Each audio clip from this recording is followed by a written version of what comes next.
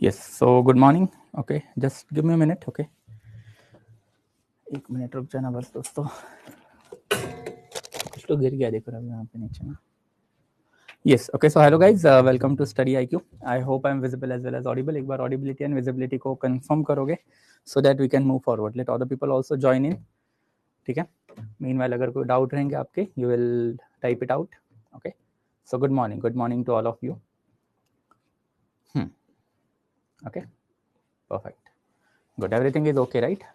कोई issue नहीं है. चलो perfect, good. Okay. So let's wait for a minute for other people to join in, otherwise we'll move forward. ठीक है, आगे बढ़ लेते हैं. All okay, चलो perfect, good. अगर कोई डाउट रहेगा तो फटाफट ये टाइप इट आउट. थोड़ा वॉइस ओवर डाउट के लिए यार एक और हफ्ता जाएगा इनका, they are working it out, but voice over doubt का जो है बेसिकली गड़बड़ी है थोड़ा सा अभी के लिए, for at least a week. Okay, yes. So any doubt till here so far guys? अगर कोई डाउट रहेगा तो बताओ.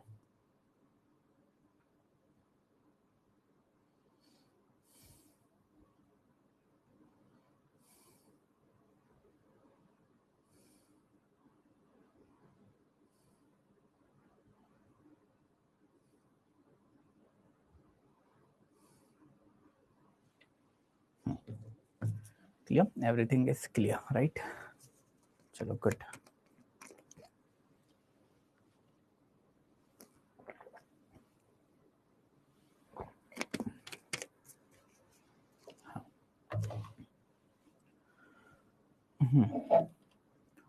Sir, Marxist historian also gives us political information. Yes, absolutely. कल ही हम लोगों ने देखा था, राइट, कि मार्क्सिस्ट हिस्टोरियन का प्राइमरी फोकस भले इकोनॉमी के ऊपर हो, बट उनका इकोनॉमी के अलावा फिर society and polity and after even culture के ऊपर भी हमेशा से एक थोड़ा सा एम्फोसिस जो वो होता ही होता है. So they do give us the political historian. Purpose वही है ना यार उनका पर्पस क्या है कि they are basically countering the nationalist historian. अगर नेशनलिस्ट हिस्टोरियन जो है, अगर वो बेसिकली आपके पॉलिटिकल इंफॉर्मेशन दे रहे हैं, then obviously Marxist historian अगर उनको काउंटर करेंगे, then Marxist historians will have to give counter view of the political historiography also which has been given by the nationalist historian.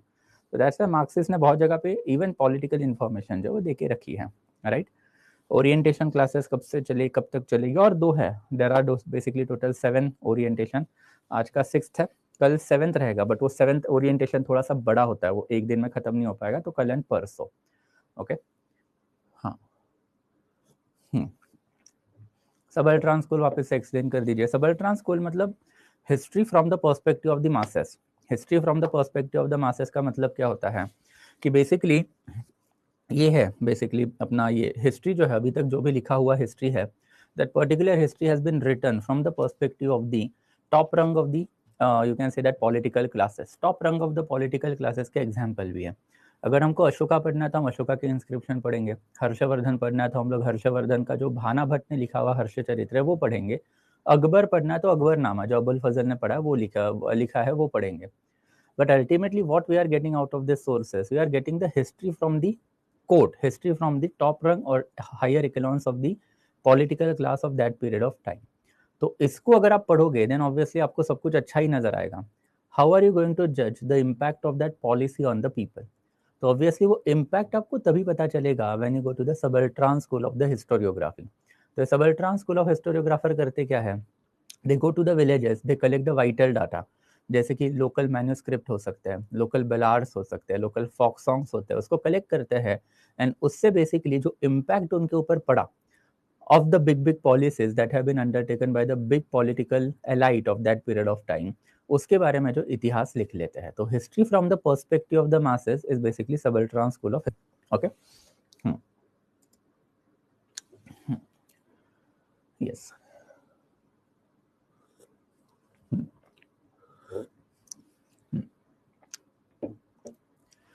जयल Mehta wrote medieval history but he is nationalist, इसलिए हम उसको refer ही नहीं करते ना. जयल मेहता का book basically UPSC में इसलिए refer भी नहीं करवाया जाता है बिकॉज अभी तक वो क्रेडिबल नहीं है. जयल मेहता ने जो बुक लिखा हुआ है नेशनलिस्ट वर्जन का, वो क्रेडिबल नहीं है. और इसलिए मैंने आपको पहले भी बताया था कि बहुत ही कम क्रेडिबल सोर्सेज जो है वो मीडिएवल इंडिया के हम लोगों को यहाँ से मिलेंगे. तो दैट्स वाई जयल मेहता आपको कभी यूपीएससी में सजेस्ट भी नहीं किया जाता है. और सजेस्ट ना करने के साथ साथ बेसिकली उसको पढ़ना, थोड़ा सा अगर पढ़ोगे भी तो भी आपको पता चलेगा कि ज़्यादा इन डेप्थ इन क्रक्स जो है बेसिकली वो बुक नहीं है। तो बहुत ही सुपरफिशियली उन्होंने बात करके रखी है from the perspective of the Hinduisation. तो that is something for you. हाँ ठीक है। Sir, can we say that British historian is also national historian in their country? Yes, absolutely. British historians are the nationalist historian in their country. Absolutely. For us, they are British colonial historian. Yes. So this school is not that important. देखो important तो है, but ये new branch है. And new branch in the sense मैंने पहले ही बताया था कि जब रिलेटिवली न्यूअर ब्रांचेस होते हैं, रिलेटिवली न्यूअर हिस्टोरियोग्राफी जो होती है उसको हम लोग यूजुअली नहीं पढ़ते हैं, बिकॉज वो हिस्टोरियोग्राफी ना उतनी प्रूवन नहीं होती है, वो डिबेटेबल हिस्टोरियोग्राफी होती है. एंड डिबेटेबल अनप्रूवन हिस्टोरियोग्राफी के ऊपर हम लोग को नहीं जाना है, because history as an academic science will demand कि भाई आपके पास वेरीफाइबल एविडेंसेस होने चाहिए if you want to tell the truth. And वो वेरीफाइबल एविडेंसेस अगर आपके पास नहीं है, अगर आपका हिस्टोरियोग्राफी या फिर आपका थीसिस इफ्स एंड बट्स के ऊपर अगर बना हुआ है, तो वो आप पढ़ तो ले सकते हो, उसमें से आपको एक पर्सपेक्टिव मिलेगा, बट उसका एसेट कोई इस्तेमाल जो आपको यूपीएससी में नहीं होने वाला है. तो मार्क्स ये जो है that is subaltern school of historiography, उनके साथ भी वही है कि रिलेटिवली न्यू स्कूल है. एंड रिलेटिवली न्यू स्कूल का जो सोर्स है, that source itself is a debatable. जैसे आप local folk song, local ballad की अगर बातें करते हो, तो उसमें बहुत सारी ऐसी अनकही अनसुनी बातें रहती है जो बेसिकली दिमाग के ऊपर ही जाती है कि ऐसा कैसे पॉसिबल हो सकता है. जैसे लोकल बंदा जो है उसका सर कट गया, फिर भी वो 3-4 मिनट के लिए जो है बेसिकली तलवार चला रहा था, दूसरे एनिमीज को मार रहा था. फिर लोकल हीरो जो है बेसिकली उसने एक हाथ से एक शेर को पकड़ा है, दूसरे हाथ से दूसरे शेर को पकड़ के रखा है. ना this particular things are biologically impossible. तो ये वाली जो चीज़ें जो है, जब आपके फोक सॉन्ग्स बलार्स में आएगी तो उससे वो credible version of the history जो है वो नहीं आता है. बहुत सारा मिर्च मसाला उसमें एडेड होता है. तो ऑब्वियसली अब ये सबल्ट्रान हिस्टोरियोग्राफर वो मिर्च मसाला निकालने की कोशिश कर रहे हैं, ट्रू वर्जन लाने की कोशिश कर रहे हैं, but it is going to take some time. एक true version of the history को अगर आपको सही में सामने लाना है, तो ऐसा नहीं कि आपने उठ के एक थीसिस लिख लिया और ट्रू वर्जन आ गया. उसके ऊपर डिबेट होंगे, डिस्कशन होंगे, and it is going to take at least bare minimum 20-30-40 years before that version is ascertain. तो अभी के लिए जो हम मार्क्सिस्ट हिस्टोरियोग्राफी पढ़ती है 50, 60, 70s में लिखी है, और उसको आज जाके कहीं हम सच मानते हैं. एक जमाने में तो उसको भी सच नहीं माना जाता था, because at that time it was in the process of getting proven. आज के टाइम पे तो प्रूव हो चुकी है, तो दैट्स हम उसको सच मानते हैं. तो that is something that you need to understand. Okay.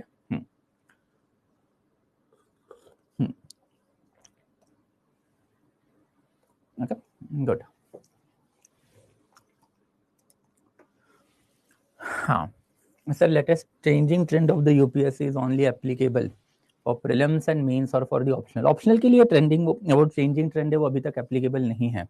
At least last year तो इतना कोई ज़्यादा बेसिकली हम लोगों को चेंजेस दिखाई नहीं दिया है, एक्सेप्ट सेक्शन ए जो एंशंट इंडिया, वहाँ पे थोड़ा सा हिंदू हिस्टोरियोग्राफी जो है वो बढ़ते हुए हम लोगों को दिखाई दिया, बट उसके अलावा ऐसा कोई चेंजेस जो हम लोगों को नहीं दिखाई दिया है. आज उसके ऊपर थोड़ी बहुत बात जो हम लोग करेंगे भी, don't worry about that. Okay. पहले क्लास में मैप वर्क एक्सप्लेन करेंगे तो कैसे चलेगा प्रमेश, आप बताओ मेरे को. प्रमेश, अगर मैप वर्क में अगर पहली क्लास में आपको एक्सप्लेन करके दे दो, and if I do not talk about it later on, then फिर आपका जब मेंस आएगा तब तक आते आते सब भूल जाओगे आप, right. So you leave that flow on me, कब कहाँ पे क्या करना है क्या नहीं करना है. ओके. या बट मैपिंग जो है बेसिकली एंशिएंट का क्लास जब खत्म होगा उसके बाद ही हम लोग कवर अप करेंगे, नॉट बिफोर दैट. ओके.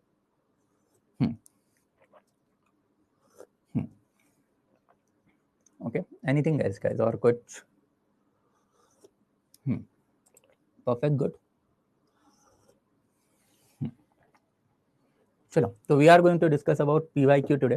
पहले तो मेरे को एक बात बताओगे कि पीवाईक्यू कभी खुद से एनालिसिस किए हुए हैं, एंड अगर किए हुए तो यूपीएससी के पेपर का पैटर्न अगर जनरली अगर कुछ पता रहेगा तो बताओ जरा मुझे. What is the general pattern of the UPSC's, paper 1 as well as paper 2? एक जनरल आइडिया है कि पेपर कैसे आता है, कितने क्वेश्चंस होते हैं, कितने मार्क्स का होता है? टाइप इट आउट सर, जल्दी जल्दी अगर पता है तो.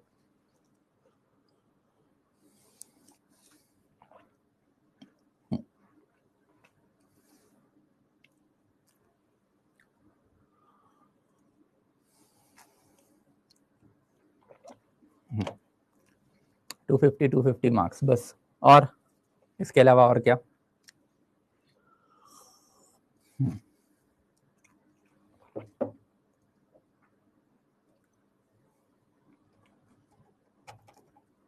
बस इतना ही बताओ और कुछ नहीं. Paper 1 ancient India 4। अच्छा, मतलब पेपर 1 में एंशंट इंडिया के 4 क्वेश्चन आते हैं, ठीक है, ओके। Medial India 8। अच्छा, मिडियल इंडिया के 8 मिडियल इंडिया के भी 4 ही आते हैं, बट बेसिकली 5th से लेके क्वेश्चन नंबर 8, ठीक है, बट ओके।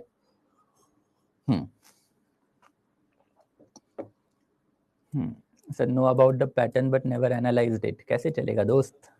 पैटर्न पता है बट एनालिसिस नहीं हुआ है। ओके। मेन क्लास कब चालू होगी यार, कितनी बार बताऊं मैं आपको, राइट? यही वाला सवाल है। वो पहले वाले लेक्चर देखते नहीं क्या वैभव तुम लोग? हाँ, जाओ पहले वाले लेक्चर देखो, वहां पे आपको आंसर मिल जाएंगे। In each paper 8 questions are there, okay, ठीक है, in each paper 8 questions are there, बस। और कुछ?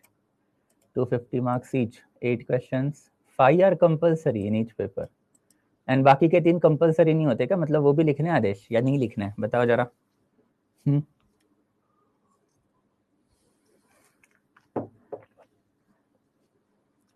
हम्म गलती से रिसेंड हो गया, अच्छा ठीक है, चलो कोई बात नहीं Vaibhav, okay. Question number 1 and 5 are compulsory, modern India, modern world, ठीक है, मतलब इतनी ज़्यादा आइडिया है नहीं आपको, बस हवा में तीर मार रहे हो सब, कभी पेपर खोल के देखने की जहमत नहीं उठाई है आपने यूपीएससी का। हाँ, do not have the general idea about the paper, कैसे चलेगा दोस्तों? हाँ, आइडिया बेसिकली आपको होनी चाहिए, that's not your fault, it is basically how we prepare in the UPSC. In fact मुझे भी मेरा जब तक पहला मेंस नहीं हुआ तब तक ये पैटर्न पता ही नहीं था, एंड बहुत सारे बच्चों के बारे में तो मैं अभी भी ये गारंटीड कह सकता हूँ कि जब तक वो पेपर नहीं देते तब तक उनको पता ही नहीं रहता पेपर में क्वेश्चन आते कहाँ से है, कैसे है, एंड देयर आफ्टर इसका एक जनरल पैटर्न जो है वो होता क्या, and that is what we are going to discuss today. तो अब primary focus today will be basically decoding the PYQs. तो ये जो पीवाईक्यूज जो होते हैं ये हमेशा इंपॉर्टेंट होते हैं। अल्टीमेटली आपको एक पेपर देना है, ये पेपर का एक सिलेबस है। यूपीएससी अगर आप मजे के लिए देने बैठोगे तो स्काई इज अ लिमिट, आप जितना पढ़ोगे उतना कम हो जाएगा यूपीएससी के लिए। सो दैट्स वाई पहले एक बेयर मिनिमम लेवल होता है, एंड मैक्सिमम लेवल कभी होता ही नहीं है, because sky is a limit. तो ये अनएंडिंग प्रोसेस है, नेवर एंडिंग प्रोसेस है, एंड दैट्स आपको यूपीएससी में 2 चीजें जो हमेशा से इलेबोरेटली पता होनी चाहिए, जिसमें सबसे पहला वाला जो होता है वो paper pattern. Paper pattern in the sense that कि क्वेश्चन किस टाइप के आते हैं, क्वेश्चन कहाँ से आते हैं, एक जनरल पैटर्न क्या है, एंड आफ्टर जब आप एग्जाम देने जाओगे तो वो एग्जाम देने के वक्त बेसिकली आपके दिमाग में बेसिक आइडिया होनी चाहिए कि कौन सा क्वेश्चन मुझे अटेम्प्ट करना है, कौन सा क्वेश्चन मुझे स्किप करना है। जब तक आप ये चीज़ नहीं सीखोगे तब तक आपको यूपीएससी के हिस्ट्री ऑप्शनल में 300 प्लस तो छोड़ो, 200 मार्क्स आने भी मुश्किल हो जाएंगे। मार्केट में बहुत बच्चे आपको ऐसे मिलेंगे जो 180, 210, 220 के रेंज में फंसे हुए हैं। उनके साथ मेन प्रॉब्लम यही होता है कि बेसिकली ना कभी सिलेबस देखा है, ना कभी पेपर का पैटर्न दिखा है, बस मार्केट में बैठे हुए जो रेफरेंस बुक है वो उठा लिए, रट लिए, और उनको लगता है कि भाई सब पेपर जो अब मैं आसानी से जाके लिख पाऊंगा, बट ऐसा होता नहीं है। कुछ बेसिक चीज़ें आपको करनी पड़ती है, वो करनी ही है। तो सबसे पहला जो है वो पीवाईक्यू एनालिसिस या फिर पेपर एनालिसिस, यानी पेपर एनालिसिस आपके दिमाग में हमेशा से ही एकदम फिट होना चाहिए, and that's this particular orientation session. So today we are basically going to see this particular aspect only, and that's why PYQ जो है वो डायरेक्टली अगर पेपर से ही अगर आप देखोगे तो थोड़ा सा ज़्यादा बेटर रहेगा। सो this is basically the paper of 2022, मतलब पिछले साल का जो हुआ था वही 2023 का मेंस। आई होप अभी आपको पता है कि होने वाला है सितंबर में, तो ये लास्ट ईयर का ही है, फ्रेश पेपर है। तो ये वाला जो पेपर है इसके ऊपर थोड़ी सी आज बातें करेंगे, बट जाने से पहले ऑलवेज रिमेंबर कि यहाँ पे जो है बेसिकली आपको कुछ इंस्ट्रक्शन दे के रखे हैं।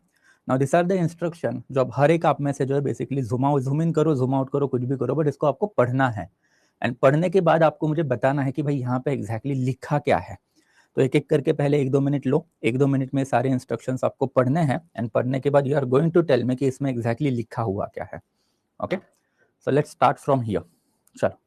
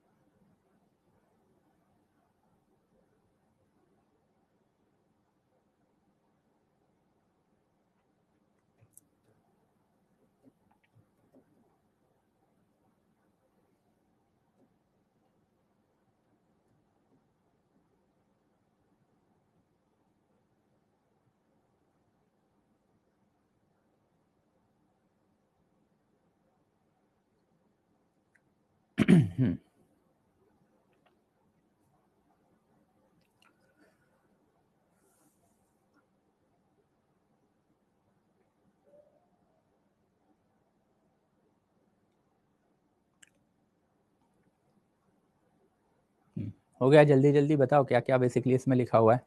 What exactly are you expected to do. ये सारे इंस्ट्रक्शन हमेशा दिमाग में एकदम क्रिस्टल क्लियर होने चाहिए, वरना वहां पे जाके फंबल अप होगा, सब गड़बड़ हो जाएगी. ओके. ठीक है, यही तो क्लियर नहीं हो पाता क्या चाहता है पेपर.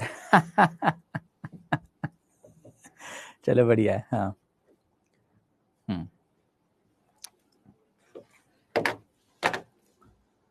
चलो गुड. ठीक है. Okay, question number 1 and 5 are must one question from each and other can be done from either of the section. Total 8 question है, उसमें से 1 and 5 आर कंपलसरी है, बाकी में से 3 अटेम्प्ट करने हैं. बाकी में से 3 अटेम्प्ट करने, उसमें भी एक कैविट इन्होंने डाल के रखा हुआ है. राइट. तो चलो इंस्ट्रक्शन हो गया पढ़ के. Okay, will move forward. एक एक करके आगे बढ़ लेते हैं. नाउ एक एक करके बेसिकली इंस्ट्रक्शन जो है उसको थोड़ा सा डिटेल में देखना है हम लोगों को. ये पर्टिकुलर जो पेपर होता है आपका, पेपर 1 हो या फिर पेपर 2 हो, इसके जो इंस्ट्रक्शन जो है वो काफ़ी कॉमन ही होने वाले हैं. इसमें कोई चेंजेस जो यूजुअली किए नहीं जाते. तो just give me a minute. तो let's move one by one. Okay, आपका सबसे पहले वाला जो इंस्ट्रक्शन जो है, दैट इंस्ट्रक्शन इज बेसिकली, हम लोग पेपर 1 की बात कर रहे हैं, कि that first instruction is that there are total 2 sections in the paper. तो आपका एक सेक्शन ए होता है एंड देयर आफ्टर एक सेक्शन बी होता है. फर्दर उन्होंने एक चीज हम लोगों को ये भी बता के रखी है कि देयर आर टोटल 4 क्वेश्चंस. तो question number 1, question number 2, question number 3, question number 4 are there in section A and thereafter further 4 question जो है वो आपके सेक्शन बी में होने वाले हैं. तो question number 5, question number 6, question number 7 and thereafter question number 8. तो सबसे पहले तो ये वाला इंस्ट्रक्शन यूपीएससी ने देके रखा है कि there are 8 questions divided in 2 sections printed in both Hindi and English since this two are the official languages of India. But basically ये जो है भले ही Hindi and thereafter English में प्रिंटेड है, आपको वही मीडियम में आंसर लिखने हैं जो आपने स्पेसिफाई किया है आपके डिटेल्ड एप्लीकेशन फॉर्म में. मेंस में जाने से पहले आपसे एक डैफ, डिटेल्ड एप्लीकेशन फॉर्म, उसका शॉर्ट फॉर्म होता है DAF, डैफ, ये भरवाया जाता है और उसमें आपसे पूछा जाता है कि भाई आपका जो आंसर राइटिंग का मीडियम रहेगा वो क्या रहेगा. तो क्वेश्चन भले ही 2 लैंग्वेजेस में है, ऐसा नहीं है कि मन से उठ के वहां पे हिंदी में जाके आंसर लिखोगे और डैफ में भर के आओ कि इंग्लिश में आंसर लिखना है, ऐसा नहीं चलेगा. You have to strictly adhere to the language that you have specified in your DAF. Second जो basically candidate have to attempt total 5 questions in all. तो आपके पास जो 8 क्वेश्चन देके रखे हैं, ये 8 में से आपके पास बस 5 ही क्वेश्चन जो आपको क्या करना है, अटेम्प्ट करने हैं. उसमें question number 1 and thereafter question number 5 are compulsory and out of remaining 3 are to be attempted choosing at least 1 section from each section. अब इसका मतलब क्या होता है वो देखेंगे. तो यूपीएससी ने हमको बता के रखा है कि भाई ये जो क्वेश्चन नंबर 1 है ये आपका कंपलसरी क्वेश्चन है. Sorry, just give me a minute.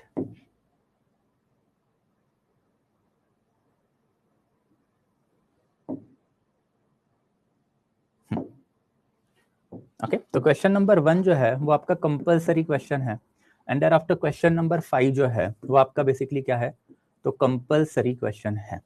ये question number 1 and thereafter question number 5 जो है कंपलसरी है. तो मतलब आपने question number 1 and thereafter question number 5 तो अटेम्प्ट करने ही करने हैं. और टोटल कितने अटेम्प्ट करने हैं आपको, ऐसे टोटल 5 क्वेश्चन अटेम्प्ट करने हैं. तो 1 एंड 5 आपने अटेम्प्ट कर लिया, तो उसके बाद आपको कोई तो 3 क्वेश्चन चूज करना है, but that too in such way कि आपको हर एक सेक्शन में से एक क्वेश्चन तो अटेम्प्ट करना ही करना है. तो इन दैट कैपेसिटी से फॉर एग्जांपल आपने क्वेश्चन नंबर 2 अटेम्प्ट कर लिया, तो उसके बाद ऐसा नहीं है कि बेसिकली आप डायरेक्टली यही 2 क्वेश्चन जो अटेम्प्ट करो. यूपीएससी का क्लियर कट इंस्ट्रक्शन है कि out of remaining 3, 1 and 5 are compulsory, out of remaining 3 you have to choose question in such way कि एक यहाँ से और एक यहाँ से आना ही चाहिए. तो it means that question number 2 आपने यहाँ से कर लिया, फॉर एग्जाम्पल क्वेश्चन नंबर 6 आपने यहाँ से कर लिया. तो मतलब टोटल आपने 4 क्वेश्चन अटेम्प्ट कर लिए, 1 and 5 compulsory and thereafter एक आपने चूज कर लिया कि भाई क्वेश्चन 2 करेंगे, क्वेश्चन 6 करेंगे and thereafter remains 1 question जो अब आप एक तो यहाँ से कर सकते हो या फिर यहाँ से करते हो, that will be your choice. जैसे फॉर एग्जाम्पल आपने कर लिया क्वेश्चन नंबर 7। तो in that capacity 1 5, thereafter फिर 2 6 एंड देयर आफ्टर 7। ये बन जाएंगे आपके total 5 question, and that is something that you need to answer upon. And in that capacity ये सबसे बेसिक चीज होती है पेपर में जो आपको समझनी है। ये भी मैंने बहुत टाइम पे देखा है कि बच्चों को ये चीज पता ही नहीं होती है। तो बच्चा करता क्या है कि question number 1, question number 5 attempt कर लिया, उसके बाद में फटाक से क्वेश्चन नंबर 2 3 4 अटेम्प्ट कर देता है, और बच्चे को लगता है कि भाई मैंने कर लिए 5 क्वेश्चन अटेम्प्ट। बट भाई ऐसा नहीं होगा। अगर आपने ये किया तो मतलब आपने 50 मार्क का पेपर तो अटेम्प्ट किया नहीं है, प्लस आपको यूपीएससी आजकल निगेटिव पेनल्टी जो है, दैट इज नेगेटिव मार्किंग, जो वो देना चालू कर दिया। तो कम से कम 25 से 50 मार्क का निगेटिव पेनल्टी जो है वो आपको मिल सकता है। तो do not make that mistake ever. Question number 1, question number 5 are compulsory, वो अटेम्प्ट करने ही करने हैं। And thereafter out of remaining question आपको जो है बेसिकली टोटल 3 अटेम्प्ट करना है, and that too in such way कि वहां से एक एंड देयर आफ्टर यहाँ से एक जो है बेसिकली आएगा ही आएगा। तो this is basically the second instruction that UPSC has given us. थोड़ी और आइडिया आएगी आगे जाएंगे तब। Thereafter number of the marks carried by each question is indicated against it. मतलब जो क्वेश्चन के जो मार्क्स होते हैं वो क्वेश्चन के सामने ही नजर आते हैं। Thereafter answer must be written in medium authorized in admission certificate. जो मैंने अभी आपको बताया कि भले यहाँ पे हिंदी और इंग्लिश लिखा हुआ दिखाई दिया है तो एक्साइट होने की जरूरत नहीं है। जो आपने डिटेल एप्लीकेशन फॉर्म में मीडियम डाला हुआ है कि भाई मुझे इंग्लिश में अटेम्प्ट करना है, तो आप यहाँ पे इंग्लिश में ही आंसर लिखोगे। अगर आपने कोई और लैंग्वेज में आंसर लिखा तो फिर ऑब्वियसली उसको निगेटिव पेनल्टी भी मिलेगी और यूपीएससी उसको एंटरटेन भी नहीं करेगी। ओके तो यही वाला जो बेसिकली दिया हुआ है कि no marks will be given to answer written in medium other than the authorized one. Thereafter, word limit of the question wherever specified has to be adhered to. तो वर्ड लिमिट यहाँ पे उन्होंने clearly crystal clear बता के रखा है कि अगर मेंशन है तो ही आपको अधीयर करना है, वरना वर्ड लिमिट की किचकिच नहीं पालनी है।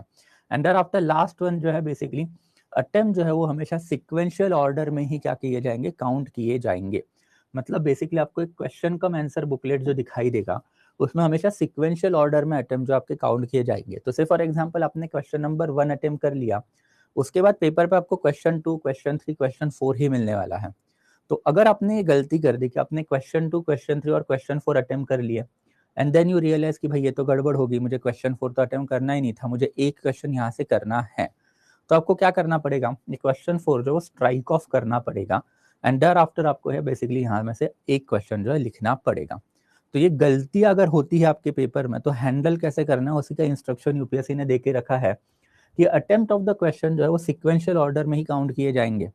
अगर आपने वो क्वेश्चन नंबर 4 गलती से लिखा हुआ स्ट्राइक ऑफ नहीं किया एंड फिर भी क्वेश्चन नंबर 6 लिखा है तो भी यूपीएससी क्वेश्चन नंबर 4 को ही काउंट करेगी, बिकॉज सिक्वेंशियल ऑर्डर में ही आपके सारे के सारे आंसर जो है वो काउंट करती है यूपीएससी। तो आपको क्या करना है कि आपको स्ट्रक ऑफ करना है। अगर आप स्ट्रक ऑफ नहीं कर रहे तो ऑब्वियसली वो पर्टिकुलर आंसर जो है उसको हम लोग मानेंगे even if it is attempted partially, and any page or portion of the page left in the question cum answer booklet must be clearly struck off. ये लास्ट वाला लाइन, इसकी इतना कोई वैल्यू नहीं है। जो जो क्वेश्चन आप छोड़ देते हो, जो अटेम्प्ट नहीं करते हो, तो उसके जो पेजेस जो है वो आपको बेसिकली स्ट्राइक ऑफ करने पड़ते हैं।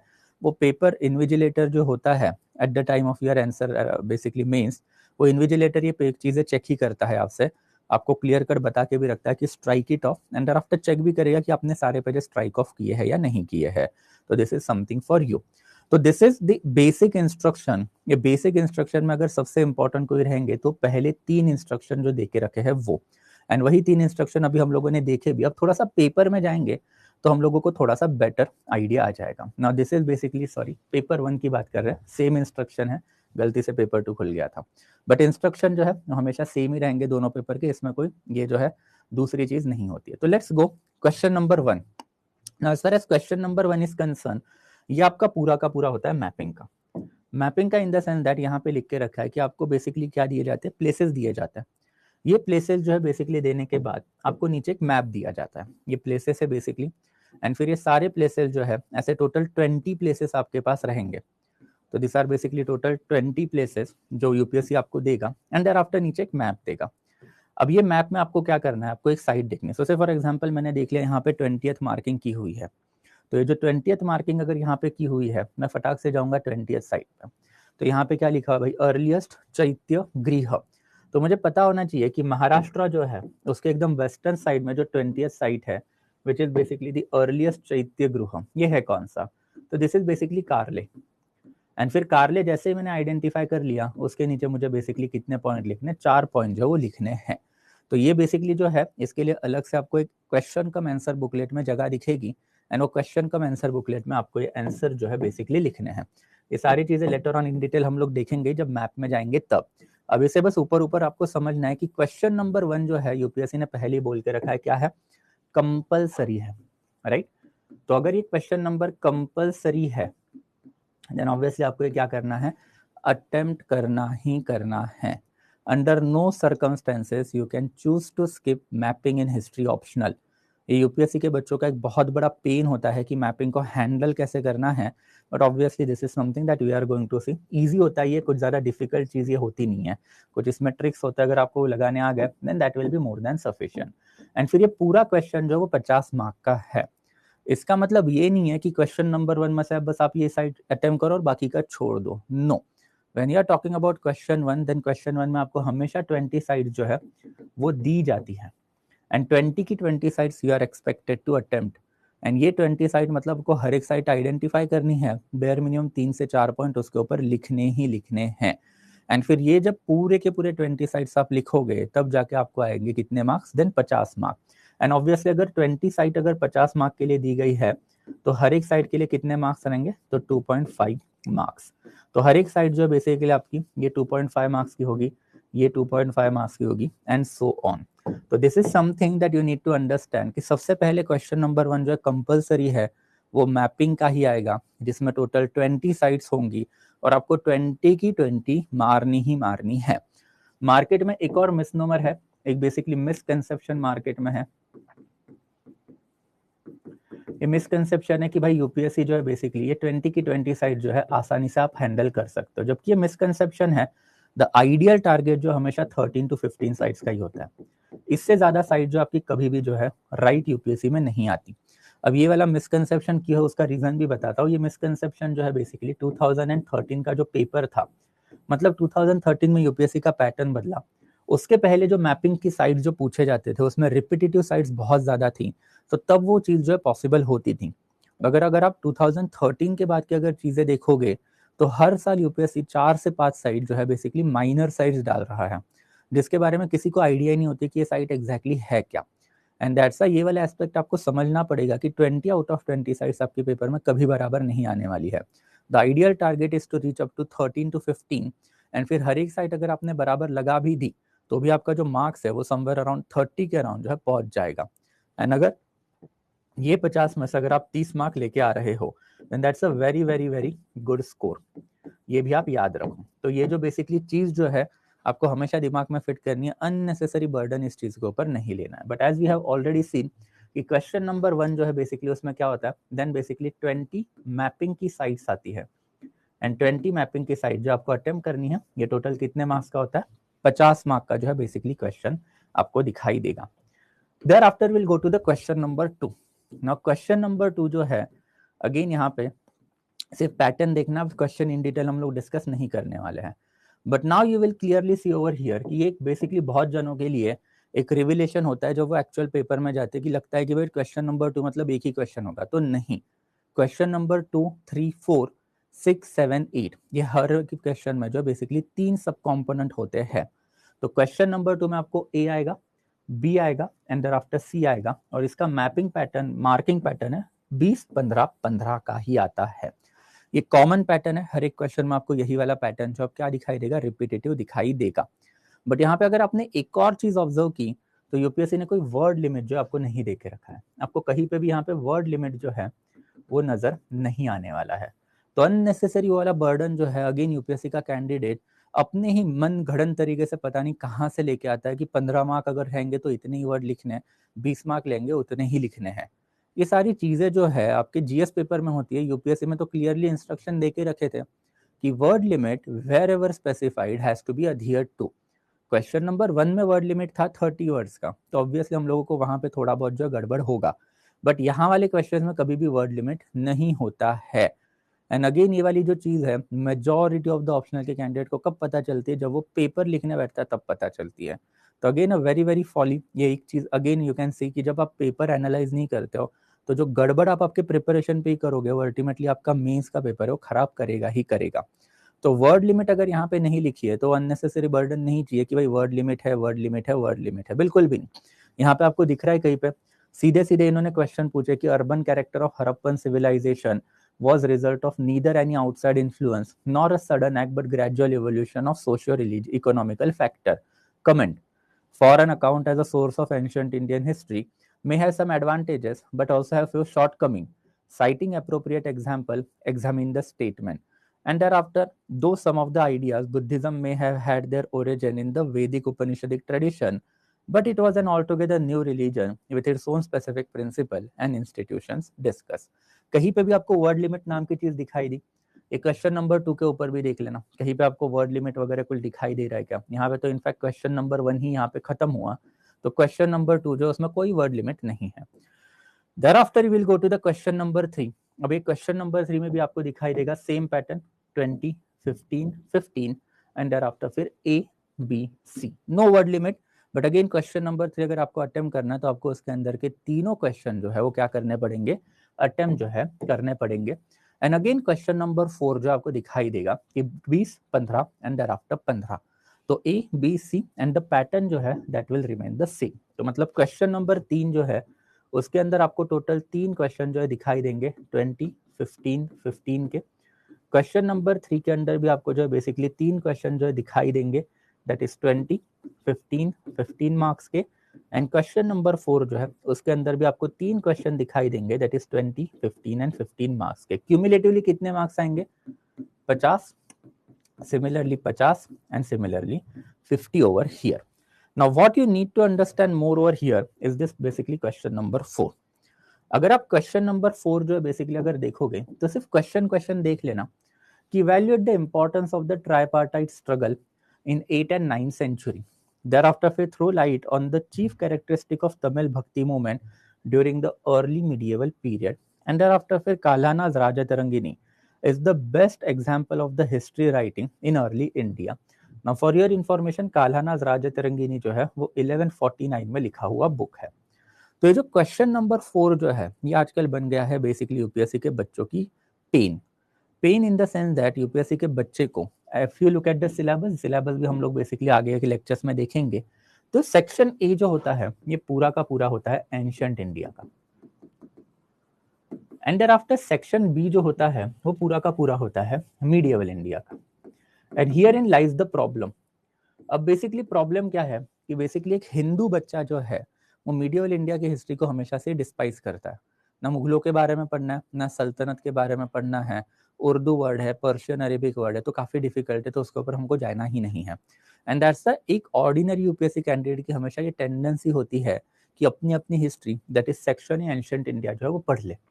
अब ऑफ लेट यूपीएससी ने भी ये चीज जो है जान ली है, एंड यूपीएससी को भी ये पैटर्न अब पता चला है कि यूपीएससी का बच्चा जो सेक्शन बी पे जाता ही नहीं है।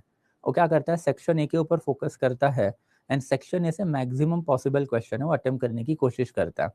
एंड दैट्स व्हाई यूपीएससी ने ऑफ लेट ये क्वेश्चन 4 जो है ये मीडिएवल इंडिया से ही डालना चालू कर दिया। एंड इसके वजह से आजकल आपको दिखाई देगा कि पेपर 1 के जो मार्क्स है यूपीएससी के बच्चों के वो ड्रास्टिकली कम होते हुए दिखाई दे रहे हैं, बिकॉज बच्चा जो है बेसिकली मीडिएवल इंडिया पढ़ता ही नहीं है। और मीडिएवल इंडिया में भी अर्ली मीडिएवल इंडिया वाला जो टॉपिक है 7th सेंचुरी से लेके 12th सेंचुरी, ये वाला तो बच्चा पूरा का पूरा स्किप ही कर देता है।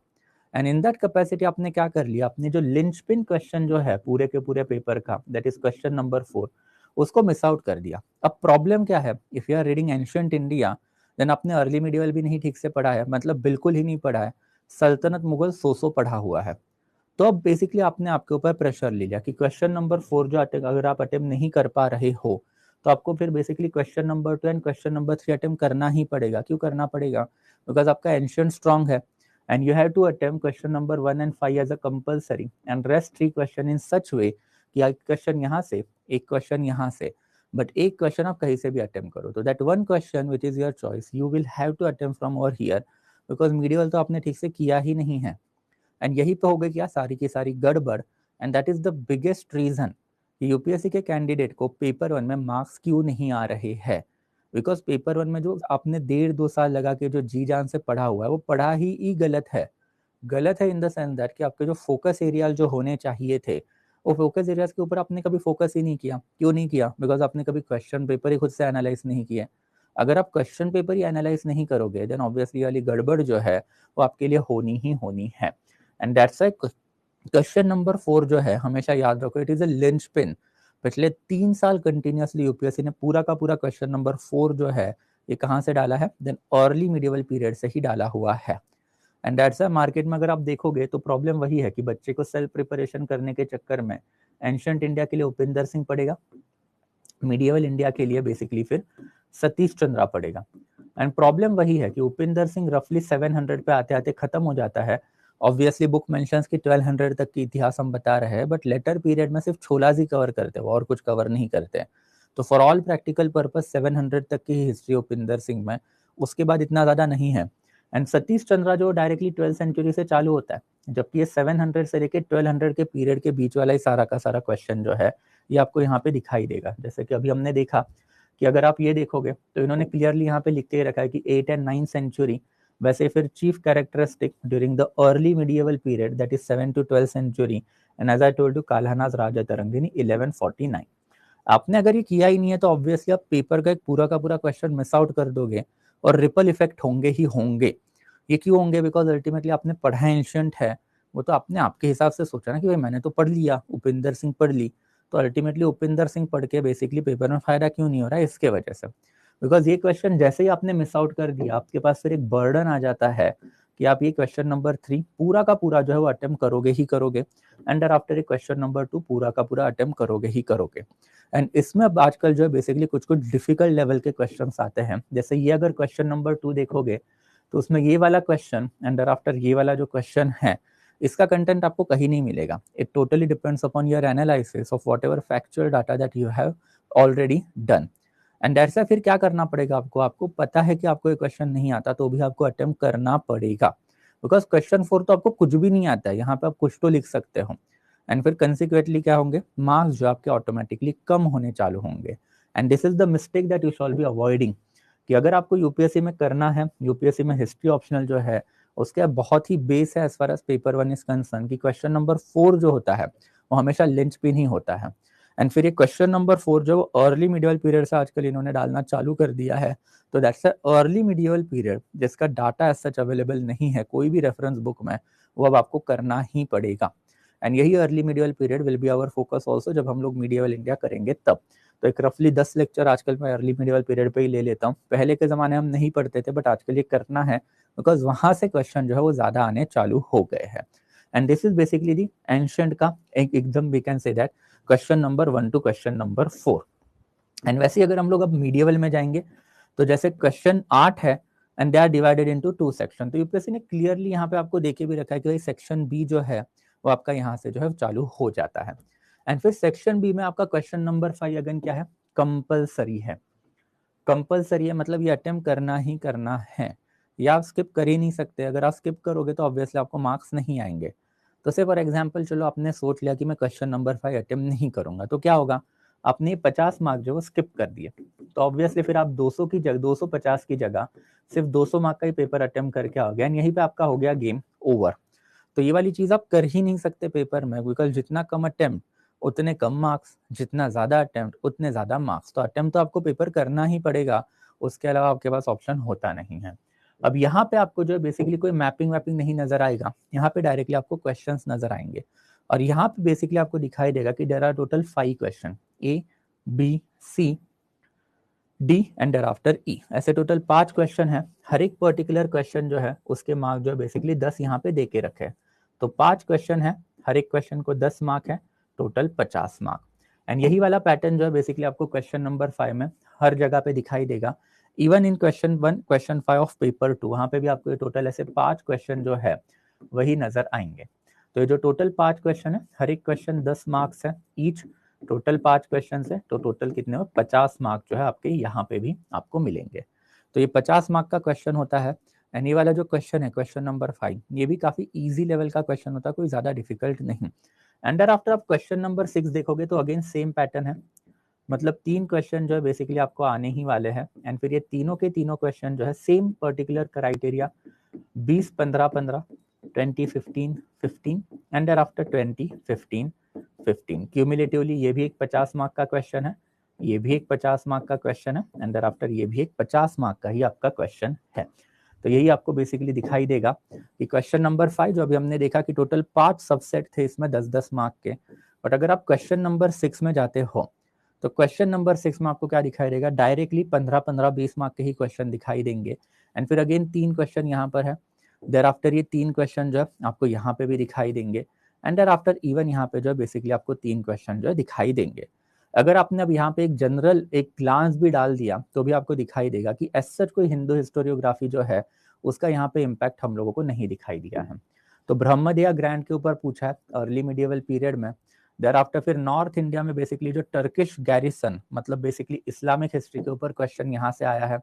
देयर आफ्टर इल्तुतमिश के ऊपर यहाँ पे इन्होंने एक सवाल पूछ लिया है, Rajputana and thereafter Maratha school के ऊपर सवाल यहाँ पे इन्होंने पूछ लिया है। वैसे ही फिर अगर क्वेश्चन नंबर 6 में देखोगे तो अलाउद्दीन खिलजी, मुगल्स की मनसबदारी system and there after chhola trade. ये यूजुअली पैटर्न ऐसा ही होता है इनका कि अगर आप basically medial India later on ये देखेंगे भी कि 7 से लेके 12 सेंचुरी, 12 से लेके 15 सेंचुरी एंड 15 से लेके 18 सेंचुरी, ये मुगल वाला पीरियड है, ये सल्तनत एंड ये अर्ली मिडिवल इंडिया।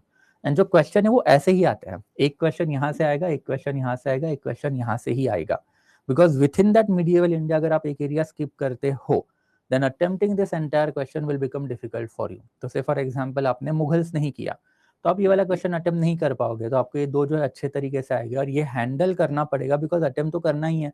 आप ऐसे तो नहीं कर सकते ना कि वाला बी वाला यहाँ से अटेम्प्ट नहीं करेंगे भाई ये वाला भी अटेम्प्ट करेंगे, ऐसा नहीं चलेगा।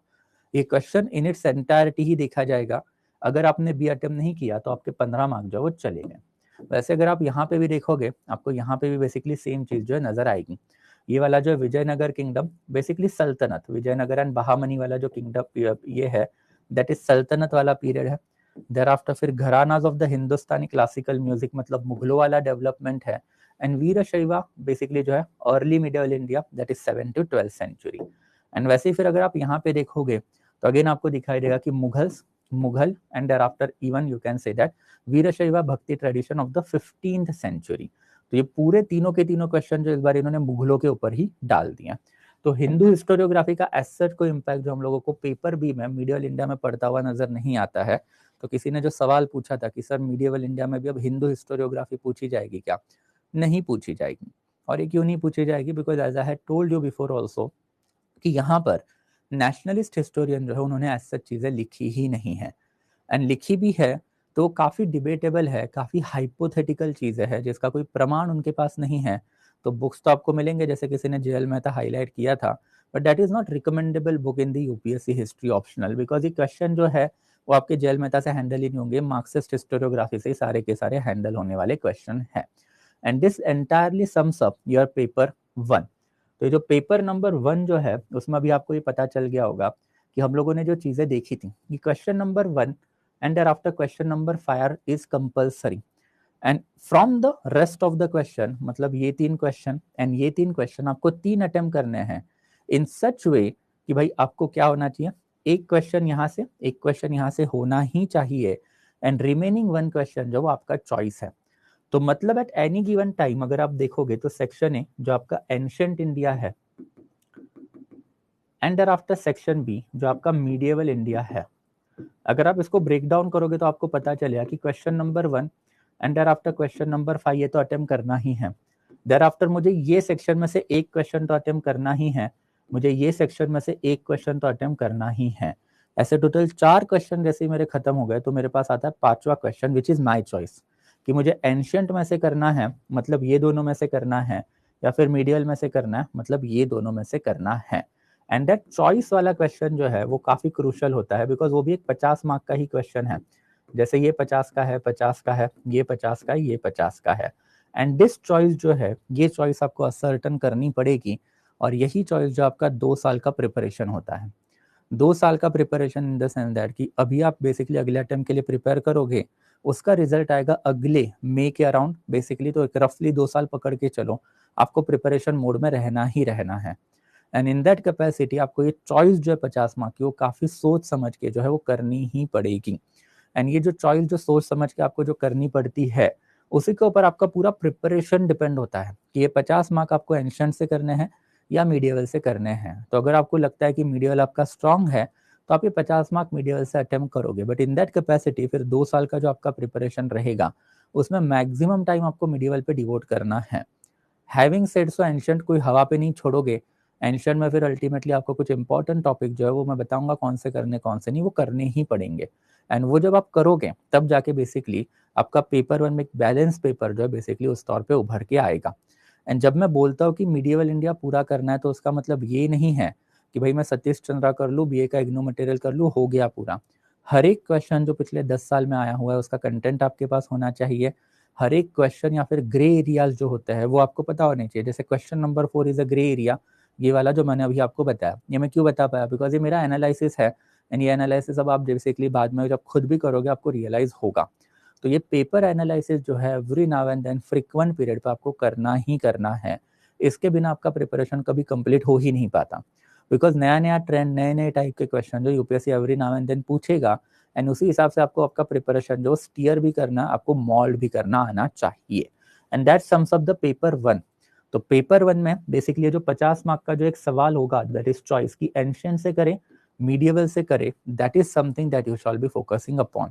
एंड फिर एंशिएंट से करना है फिर मीडिएवल से करना, उसमें अगर आप एक जनरल ट्रेंड भी देखोगे तो बेसिकली ये जो है तो वीरशैव भक्ति मूवमेंट जो है, जस्ट जनरली क्वेश्चन देखो कुछ कुछ, okay, they contributed to the flourishing provincial literature. मतलब एक कंट्रीब्यूशन जो है वो आपको बताना है कि वीरशैव भक्ति ट्रेडिशन का इसके ऊपर प्रोविंशियल लिटरेचर के ऊपर क्या हुआ।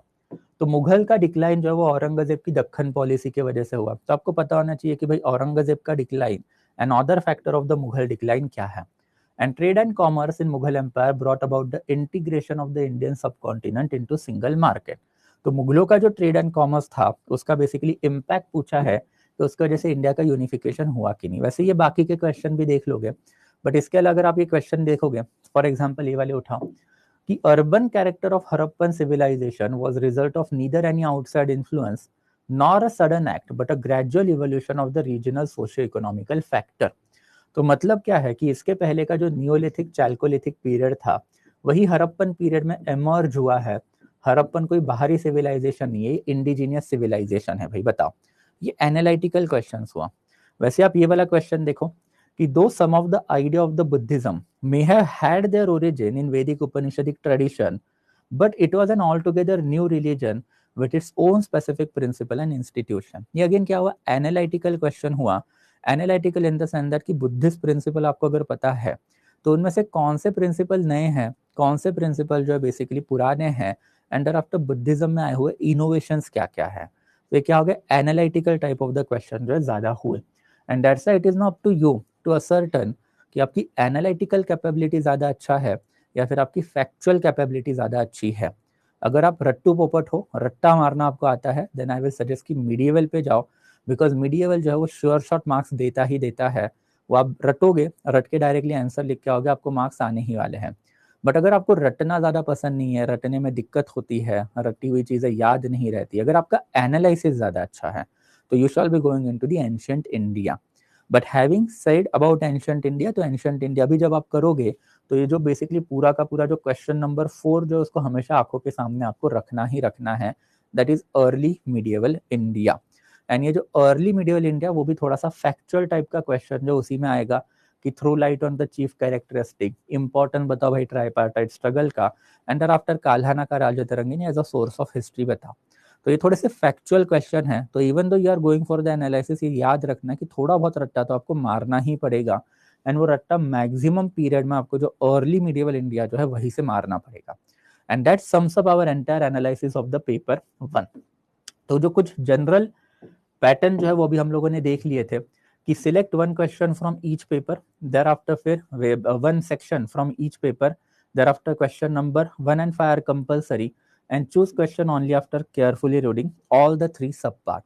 ये काफी क्रूशियल होता है कि आपको question number 2, 3, 4 and thereafter question number 6, 7 and 8, ये क्वेश्चन आप तभी सिलेक्ट करोगे व्हेन यू आर कॉन्फिडेंट कि उसके अंदर के तीनों क्वेश्चंस आपको आते हैं। ऐसा नहीं कि एक क्वेश्चन 20 मार्क का वो आ गया, खुश होकर वो अटेम्प्ट कर लिया और फिर बाद में 15-15 मार्क के 2 देख रहे हो जिसमें से कुछ नहीं आ रहा है, वाट लग जाएगी, पूरा का पूरा 50 मार्क खराब हो जाएगा।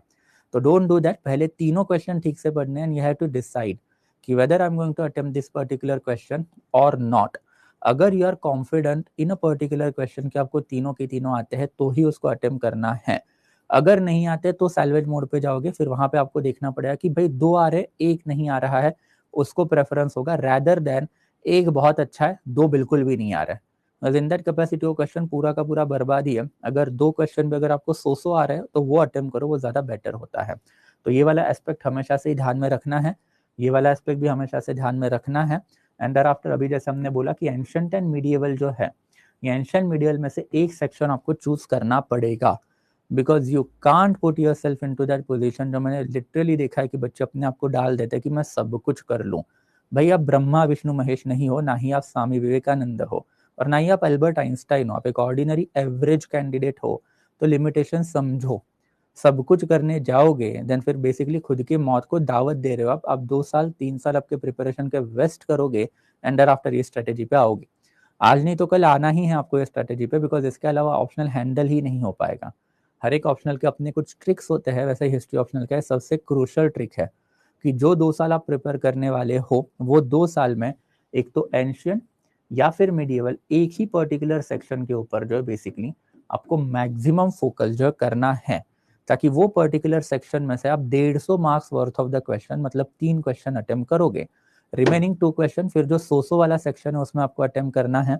जैसे कि अगर आपने मेरा ही अगर एग्जाम्पल ले लिया तो एंशियंट एंड आफ्टर मीडिएवल में से मेरा मीडिएवल हमेशा स्ट्रांग रहा है, तो इट इज मीडिएवल जो मेरे को थोड़ा सा ज्यादा बेटर लगा। मैंने मीडिएवल के ऊपर ही ज्यादा हमेशा फोकस किया हुआ है एंड इसमें से मैं हमेशा 150 marks worth of question attempt करता था। एंशियंट में से बेसिकली फिर 100 मार्क्स तो कंपलसरी करने ही पड़ेंगे, बिकॉज यूपीएससी ने बता के ही रखा है कि question number 1 is compulsory and out of the remaining question आपको बेसिकली एक क्वेश्चन जो है हर एक सेक्शन से अटेम्प्ट करना है। तो 100 marks is a bare minimum that I have to attempt from the ancient India.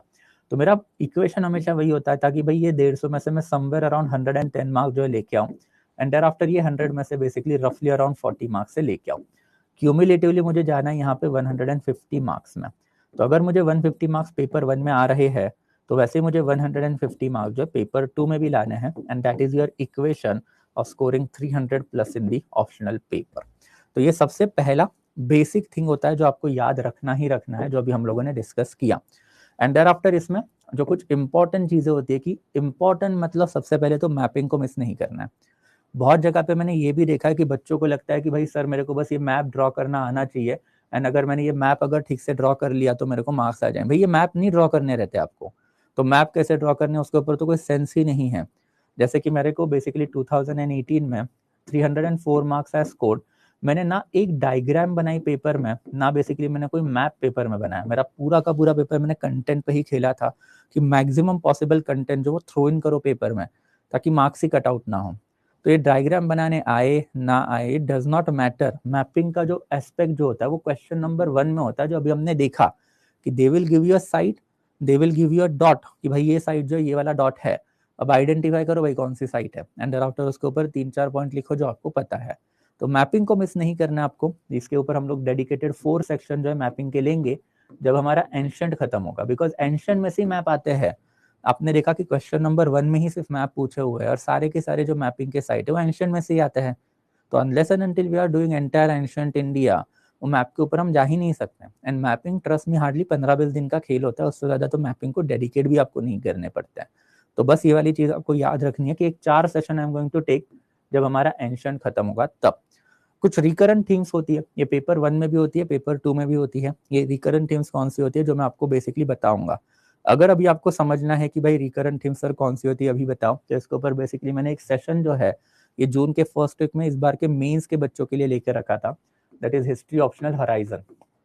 Okay, तो थोड़ा सा यूट्यूब के ऊपर इसको देखोगे तो आपके लिए ज्यादा बेटर रहेगा। तो हिस्ट्री ऑप्शनल हॉराइजन सीरीज करके मैंने एक 15 लेक्चर टोटल कंडक्ट किए थे, आधे आधे घंटे के ही है।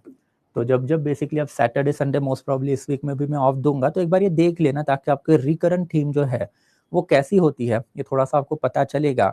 एंड आप भी बेसिकली अगर वो रिकरेंट थीम देखोगे उसके पीछे मैंने रैशनैलिटी भी बताई है कि वो क्यों रिकरेंट थीम है, तो आप भी अपने लेवल पे थोड़ा सा एनालिसिस जो कैरी आउट करने के लिए सक्षम हो जाओगे, आपको फिर मेरी जरूरत बाद में नहीं पड़ेगी। Question number 4 is a linchpin, जो मैंने अभी आपको समझा कि क्यों लिंचपिन है एंड क्यों पेपर 1 में बच्चों को मार्क्स नहीं आ रहे हैं। बिकॉज पढ़ने के तरीके ही अलग है। आपने 2 साल लगा लगा के सिर्फ उपिंदर सिंह पढ़ी है, उसमें ना आपका मैप ठीक से कवर अप होता है, ना क्वेश्चन नंबर 4 ठीक से कवर अप होता है। तो ultimately you have put yourself into a position जहाँ पे आपको question number 2 and question number 3 attempt करने ही पड़ेंगे। एंड जब आप ये क्वेश्चन नंबर 2 एंड 3 अटेम्प्ट करते हो तो इसकी भी कोई गारंटी नहीं ना कि सारा का सारा आपको आए। एंड फिर ये सारा का सारा अगर आपको नहीं आ रहा है then you are over, game over. फिर आपको यहाँ पे डायरेक्टली जो 150 आने थे वो आ जाते हैं कितने मार्क्स, 80 से लेके 100 के बीच के मार्क्स जो बेसिकली आपको आ जाते हैं। एट द आफ्टर पूरा गेम ओवर। तो दैट्स वाई इसके ऊपर हमेशा याद रखोगे, ध्यान रखोगे कि क्वेश्चन नंबर 4 जो है वो आपका लिंचपिन होता है पेपर का।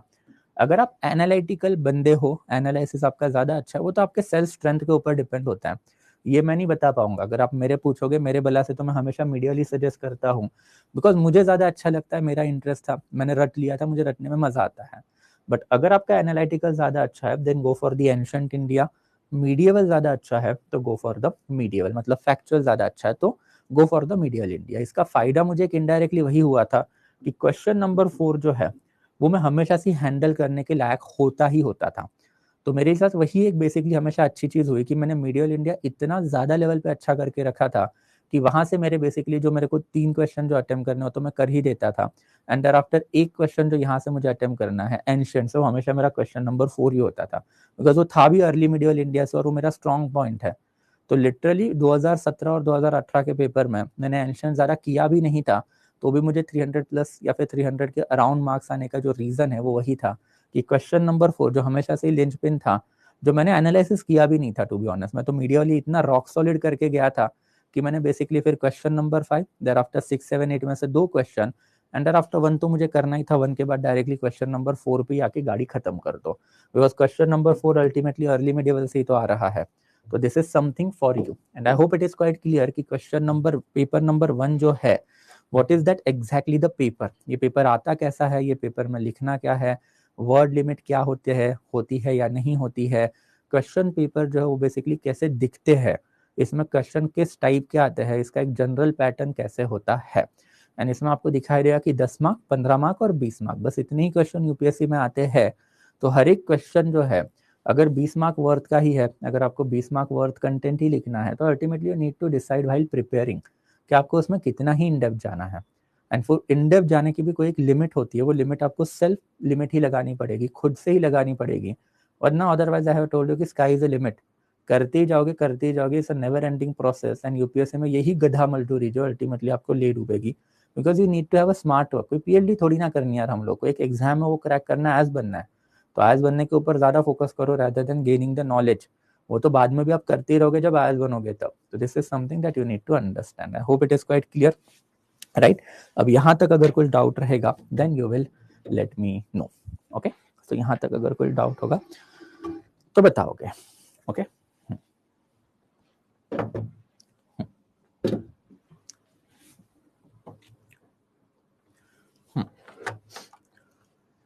सर क्या ऑप्शनल में डिस्कस एक्सप्लेन एग्जामिन एल्यूसिडेट का मतलब जीएस के जैसा? जीएस में भी इसका कोई मतलब नहीं होता, ऑप्शनल में भी इसका कोई मतलब नहीं होता, ये मार्केट चलता है उसके ऊपर कि ये शब्दों के मतलब है। बट लेटर ऑन जब आंसर राइटिंग हम लोग करेंगे तब इसके ऊपर मैं आपको इलैबोरेटली बताऊंगा, right. But this word does not matter at all, at all मतलब एट ऑल, कोई फर्क नहीं पड़ता इन वर्ड्स का, ठीक है। According to me sir indirectly I can say this pattern implies that at least 2 question is compulsory from each section. Yes, absolutely yes, okay, absolutely 2 sections are compulsory or 2 questions are compulsory, yeah, okay. Take a minute, और कोई अगर doubt रहेगा तो बताओगे। What can we write about site and culture?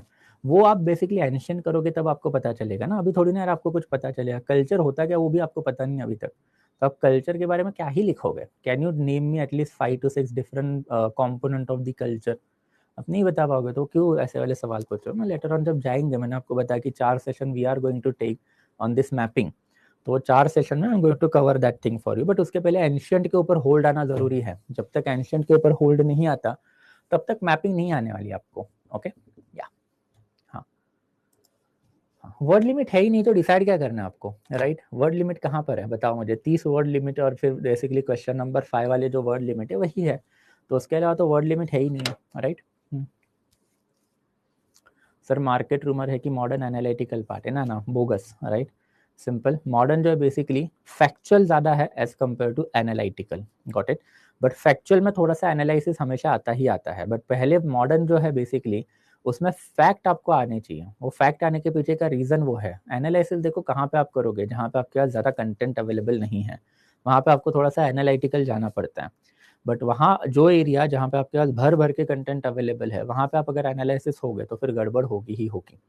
तो ये चीज़ थोड़ा सा याद रखो कि मीडिएवल एंड मॉडर्न इंडिया के ऊपर भर भर के कंटेंट हमारे पास है, तो इसकी वजह से वो थोड़ा सा क्या हो जाता है, फैक्चुअल वाला पार्ट जो है ज़्यादा हो जाता है as compared to basically modern world and ancient India. अब मॉडर्न वर्ल्ड के ऊपर भी भर भर के कंटेंट है, बट वो इंडिया में अवेलेबल नहीं है ना, वो तो यूरोप में अवेलेबल है। वो लोग तो, ये तो उनकी हिस्ट्री है, तो यूरोपियन लोग बेसिकली इसको फैक्चुअल तौर पे ले, हमको तो इसको एनालिटिकल तौर पे ही लेना पड़ता है, राइट। यस, हाँ sir, is the question 1 of paper 2 में, पेपर 2 में अभी गया ही नहीं ना दोस्त, राइट। पेपर 2 में जाऊंगा तब देखेंगे, राइट।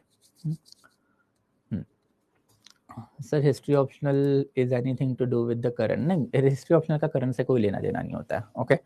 यस, ओके, बिल्कुल भी करंट से कोई लेना देना नहीं होता है। बहुत जगह पे अगेन ये भी मिसनोमर है कि सर साइट में ना करंट अफेयर की साइट पूछते हैं, एक भी साइट नहीं पूछी जाती है। ये अगेन मार्केट में बिजनेस चलाने के लिए डर फैलाया जाता है। Don't fall for that kind of the things, okay, उसका कोई ज़रूरत नहीं है। सारे के सारे स्टैटिक साइट आते हैं, कोई करंट अफेयर से रिलेटेड साइट आपको मैप में नहीं पूछा जाता है, ओके। और ये क्यों नहीं पूछा जाता है, उसके पीछे का रीज़न भी है, बिकॉज यही क्वेश्चन नंबर 1 ज्योग्राफी ऑप्शनल का भी मैपिंग है, एंड ज्योग्राफी ऑप्शनल की जितनी भी साइट है वो सारी करंट है। तो दैट्स अ करंट वाली साइट, ज्योग्राफी ऑप्शनल वाला बच्चा देखेगा अपने लिए हिस्टोरिकली इंपॉर्टेंट साइट है, दैट इज एंशिएंट इंडिया की ही साइट है। ये पेपर का क्वेश्चन 1 जो है वो एंशिएंट इंडिया वाला है, एंड दैट्स एंशिएंट इंडिया में अगर क्वेश्चन 1 वो डाल रहे तो वो कभी भी उसमें मिडिवल की साइड भी नहीं पूछ रहे हैं, वो एंशिएंट के ऊपर ही बेसिकली हमेशा अपने आप को कन्फाइन रखते हैं। तो that is something that you need to understand, okay.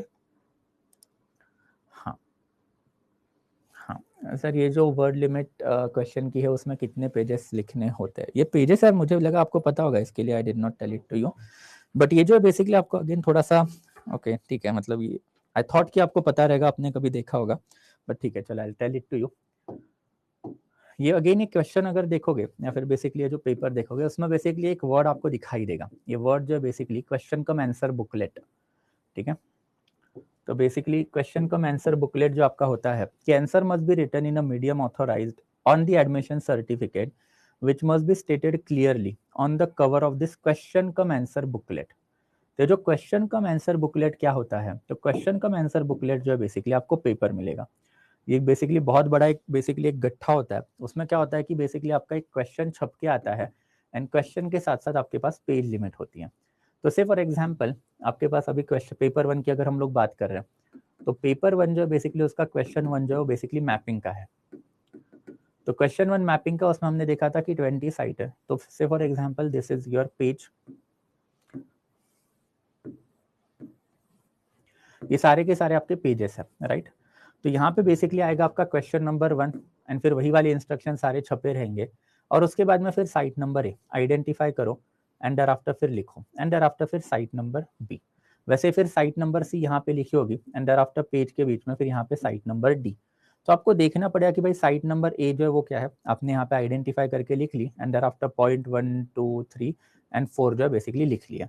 Same goes for here कि यहाँ पे लिखो, फिर 4 पॉइंट जो है बेसिकली यहाँ पे डालो, साइट आइडेंटिफाई करो, 4 पॉइंट जो है बेसिकली यहाँ पे डाल दो, साइट आइडेंटिफाई करो, 4 पॉइंट जो यहाँ पे डाल दो। तो जो क्वेश्चन 1 जो होता है आपका मैपिंग का, उसमें हम लोगों को यही ट्रेड दिखाई दिया है कि एक पेज जो उसमें 2 फोल्ड होते हैं, बीच में एक लाइन आएगा सी डी ए। वैसे फिर मैं यहाँ पे जाऊंगा तो फिर यहाँ पे ई आएगा, देयर आफ्टर यहाँ पे एफ आएगा। तो बेसिकली एक साइड जो बेसिकली आपको आधे आधे पेज का ही उसमें लिमिट मिलेगा, एंड वो आधे पेज में आपको क्या करना है, उसको खत्म करना है। And this goes on till 20 side जो उसका स्पेस उन्होंने आपको दिया हुआ है। इसके बाद जो है बेसिकली आपको बहुत टाइम पे देखा आपने कि कितने कितने मार्क के क्वेश्चन आते हैं। एक 10 मार्क का क्वेश्चन है, देयर आफ्टर एक 15 मार्क का क्वेश्चन है, एंड देयर आफ्टर एक 20 मार्क का क्वेश्चन है। तो यूपीएससी में हमेशा आपको याद रखना है कि 10 मार्क के क्वेश्चन में ऑप्शनल में थोड़ा सा पैटर्न जो है वो चेंज हो जाता है।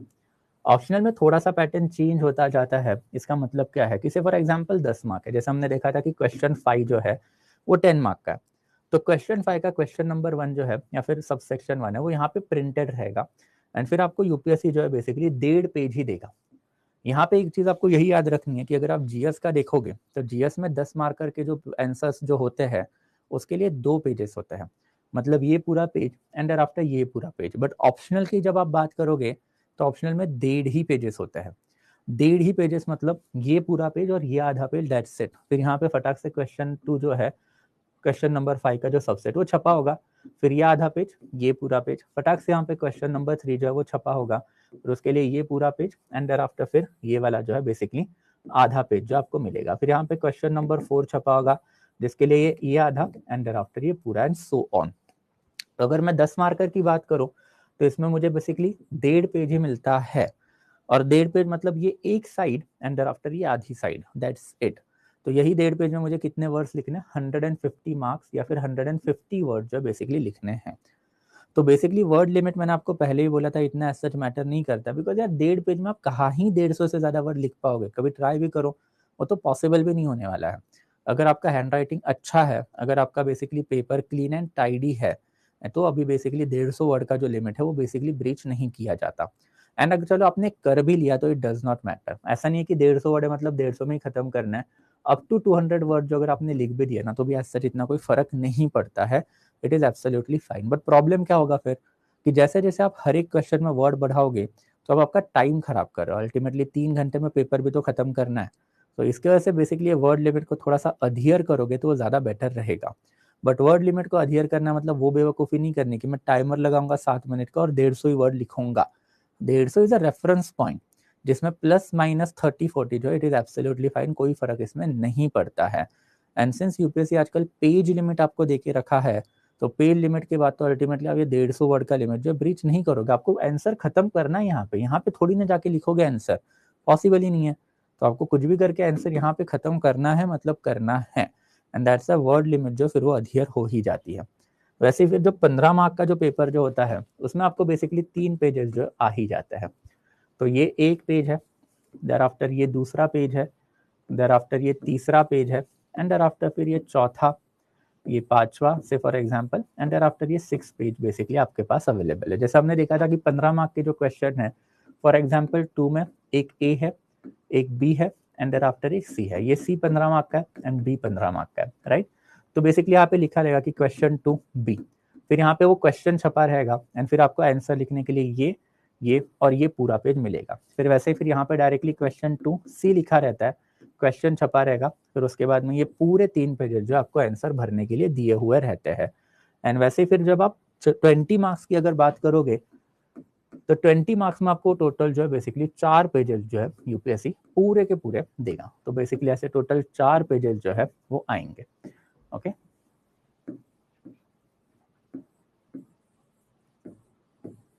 तो बेसिकली से फॉर एग्जांपल आपका जो क्वेश्चन नंबर 2A है, तो क्वेश्चन नंबर 2A यहाँ पे छपा हुआ रहेगा एंड फिर ये छपने के बाद आपको जो है टोटल ऐसे 2 3 एंड देयर आफ्टर 4 पेजेस जो है मिलेंगे। वैसे फिर क्वेश्चन नंबर 2 भी अभी हमने देखा था कि ये 15 मार्क का है, तो 15 मार्क का है तो मतलब कितने, तो सिर्फ 3 पेजेस आएंगे एंड फिर क्वेश्चन नंबर 2C यहाँ पे छपा रहेगा, जिसके फर्दर 3 पेजेस जो है वो आपको दिए जाएंगे। तो this is something that you need to understand कि पेज लिमिट जो है आपको यूपीएससी ने दिया हुआ है। Word limit wherever specified has to be adhered to, but हमने देखा था कि question number 2 3 4 and thereafter question number 6 7 8 में कोई वर्ड लिमिट नहीं होती है, बट यहाँ पे पेज लिमिट होता है। यही वाला पैटर्न जो है क्वेश्चन नंबर 3 के लिए भी सेम ही रहेगा। क्वेश्चन नंबर 3A जो है वो 4 पेजेस का होगा, 3B जो है वो 3 पेजेस का होगा, 3C जो है वो भी 3 पेजेस का होगा, बिकॉज ये 15-15 मार्क्स के होते हैं, ये 20 मार्क्स का आपको मिलेगा। तो I hope it is quite clear. Okay, या आंसर राइटिंग बेसिकली कैसे करनी है ये इसके ऊपर मैं अलग से सेशन लूंगा तब बताऊंगा, अभी ऐसा मैं इन डिटेल में नहीं जाऊंगा। आंसर लिखने के लिए आपको पता ही क्या है, आंसर लिखना है आपको। हाँ, यस, देयर आफ्टर फिर ठीक है। Yes, what shawl will be the 4 points for the site. मैं नहीं दे रहा एग्जांपल, आपको सिंपल है, कितनी बार बताओ आपका नॉलेज क्या, आप कर क्या रहे हो, आप पूछ क्या रहे हो। हाँ, सिंपल। एनीथिंग एल्स गाइस, और कुछ अगर doubt, sir should we be writing answers in bullet point और पैराग्राफ। पैराग्राफ में लिखना ज़्यादा बेटर रहता है आंसर को, बट अगेन ये सारी चीज़ें जब आंसर राइटिंग में जाएंगे तब देखेंगे, नॉट राइट नाउ। आपको बेसिकली अभी तक हिस्ट्री ऑप्शनल का एच तक नहीं पता यार, आपको अभी तक बेसिकली पेपर पता नहीं था और आप मेरे से बहस कर रहे हो कि आंसर के अंदर क्या लिखना और कैसे लिखना। पहले नॉलेज तो गेन करके आओ भाई, पहले वो लायक तो बनो कि भाई आंसर लिख पाए। अगर कुछ पता नहीं आता, पता नहीं है, तो आंसर मैं बताऊँ आपको 100 पॉइंट बताओ भाई ये लिखना है वो लिखना है, उसका कोई फायदा ही नहीं होने वाला आपके लिए। तो पहले नॉलेज गेन करने के ऊपर फोकस करते हैं। This is the basic thing that I have told you, because ये चीजें पता होनी जो है आपको इनिशियल लेवल पे जरूरी होती है। I hope it is quite clear. Okay, या एनीथिंग एल्स गाइस, और कुछ अगर डाउट रहेगा तो बताओगे।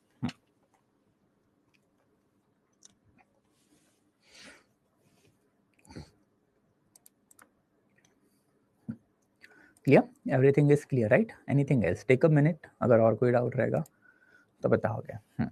Sir early medieval is part of both medieval and ancient history. Yes absolutely, ये medieval as well as ancient दोनों का पार्ट आजकल यूपीएससी ने बना दिया है।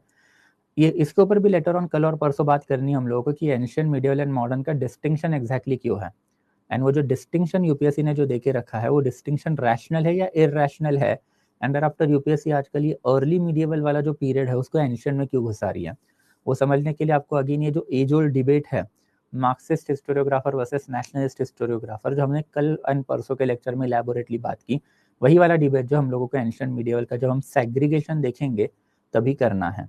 तो सेग्रीगेशन ही हमारा कल और परसों वाला एंशिएंट का लेक्चर रहेगा, जिसमें हम समझेंगे कि ग्रेगोरियन कैलेंडर, शका कैलेंडर क्या होता है, why we study our history from the perspective of the Gregorian calendar. उसमें बेसिकली ये जो एंशिएंट एंड मीडिएवल का जो सेग्रीगेशन किया वो किया किस बेसिस पे है, why we basically consider 7th century 8th century as a segregating line, पहले वाला एंशिएंट है thereafter medieval है, कि इसमें सच में रिलीजियस बेसिस है या फिर कोई और बेसिस ये एंशिएंट मीडिएवल में हम लोग को दिखाई देता है। Same for the modern, medieval से मॉडर्न में जो ट्रांजिशन हुआ है वो। तो ये सारी चीजें जब तक आप समझोगे नहीं तब तक आपको ये नहीं समझ में आएगा कि यूपीएससी जो है बेसिकली ऐसा कर क्यों रही है कि क्वेश्चन नंबर 4 जो है उसको अर्ली मीडिएवल पीरियड होने के बावजूद उसको एंशिएंट में क्यों ढकेल रही है, बिकॉज ये हिंदू हिस्टोरियोग्राफी से ही एसोसिएटेड पंगा है जिसकी कल और परसों हम बात करेंगे। ओके, हाँ, okay, yes. So paper 1 clear, यहाँ तक अगर कोई डाउट होगा तो बताओगे, otherwise will move to the paper number 2। Okay, तो पेपर नंबर 2 के ऊपर जाते हैं फिर थोड़ा बहुत। ओके, तो now talking of the paper number 2, again same चीज है। Now this is basically the paper 2। Okay, and फिर ये पेपर 2 जो है basically civil services examination mains 2002 and paper 2 है। जैसे अभी हम लोगों ने पेपर 1 देखा था, तो this was basically the paper 1 civil services mains examination paper 1, तो वैसे ये बेसिकली पेपर 2 है हमारा। एंड अगेन यहाँ पे भी सेम ही सारी की सारी इंस्ट्रक्शन, हमने तो बेसिकली इसी के इंस्ट्रक्शन पढ़े थे, बट ये सेम ही दिखाई देंगे आपको पेपर 1 में भी एंड आफ्टर पेपर 2 में भी। तो पेपर का पैटर्न सेम है। तो हमारे पास एक सेक्शन ए है, ये सेक्शन ए में बस अभी आपको यहाँ पे एक चीज जो दिखाई देगी कि क्वेश्चन नंबर 1 जो है ये वैसा ही है जैसे क्वेश्चन नंबर 5 पेपर 1 का था।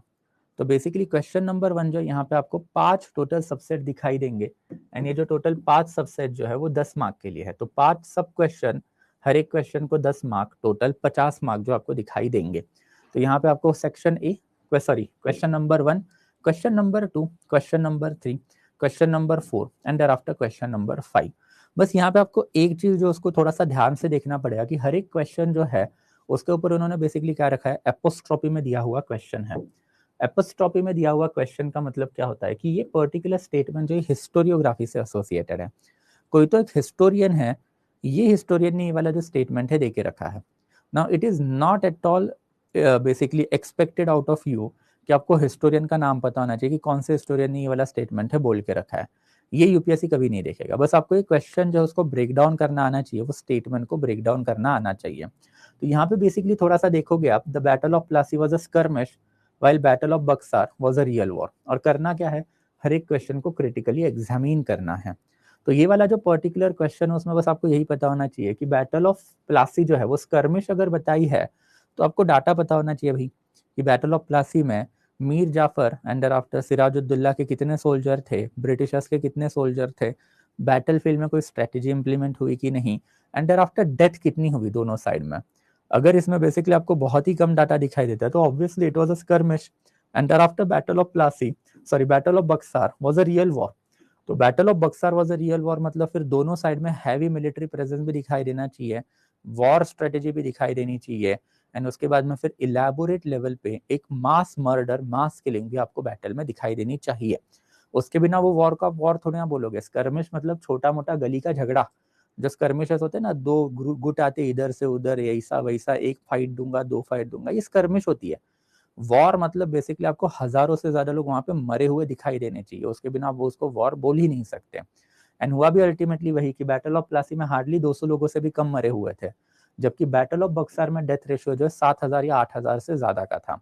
तो दैट्स बेसिकली ये जो डाटा जो है वो आपको जब तक पता नहीं रहेगा तब तक आप ये वाले जो क्वेश्चन है वो हैंडल नहीं करोगे। तो प्राइमा फेसी आपको दिखता था ये एनालिटिकल क्वेश्चन है, बट ये सारे क्वेश्चन जैसे जैसे आप इन डिटेल जाओगे देन आपको पता चलेगा क्या है, ये सारे के सारे फैक्चुअल डाटा है।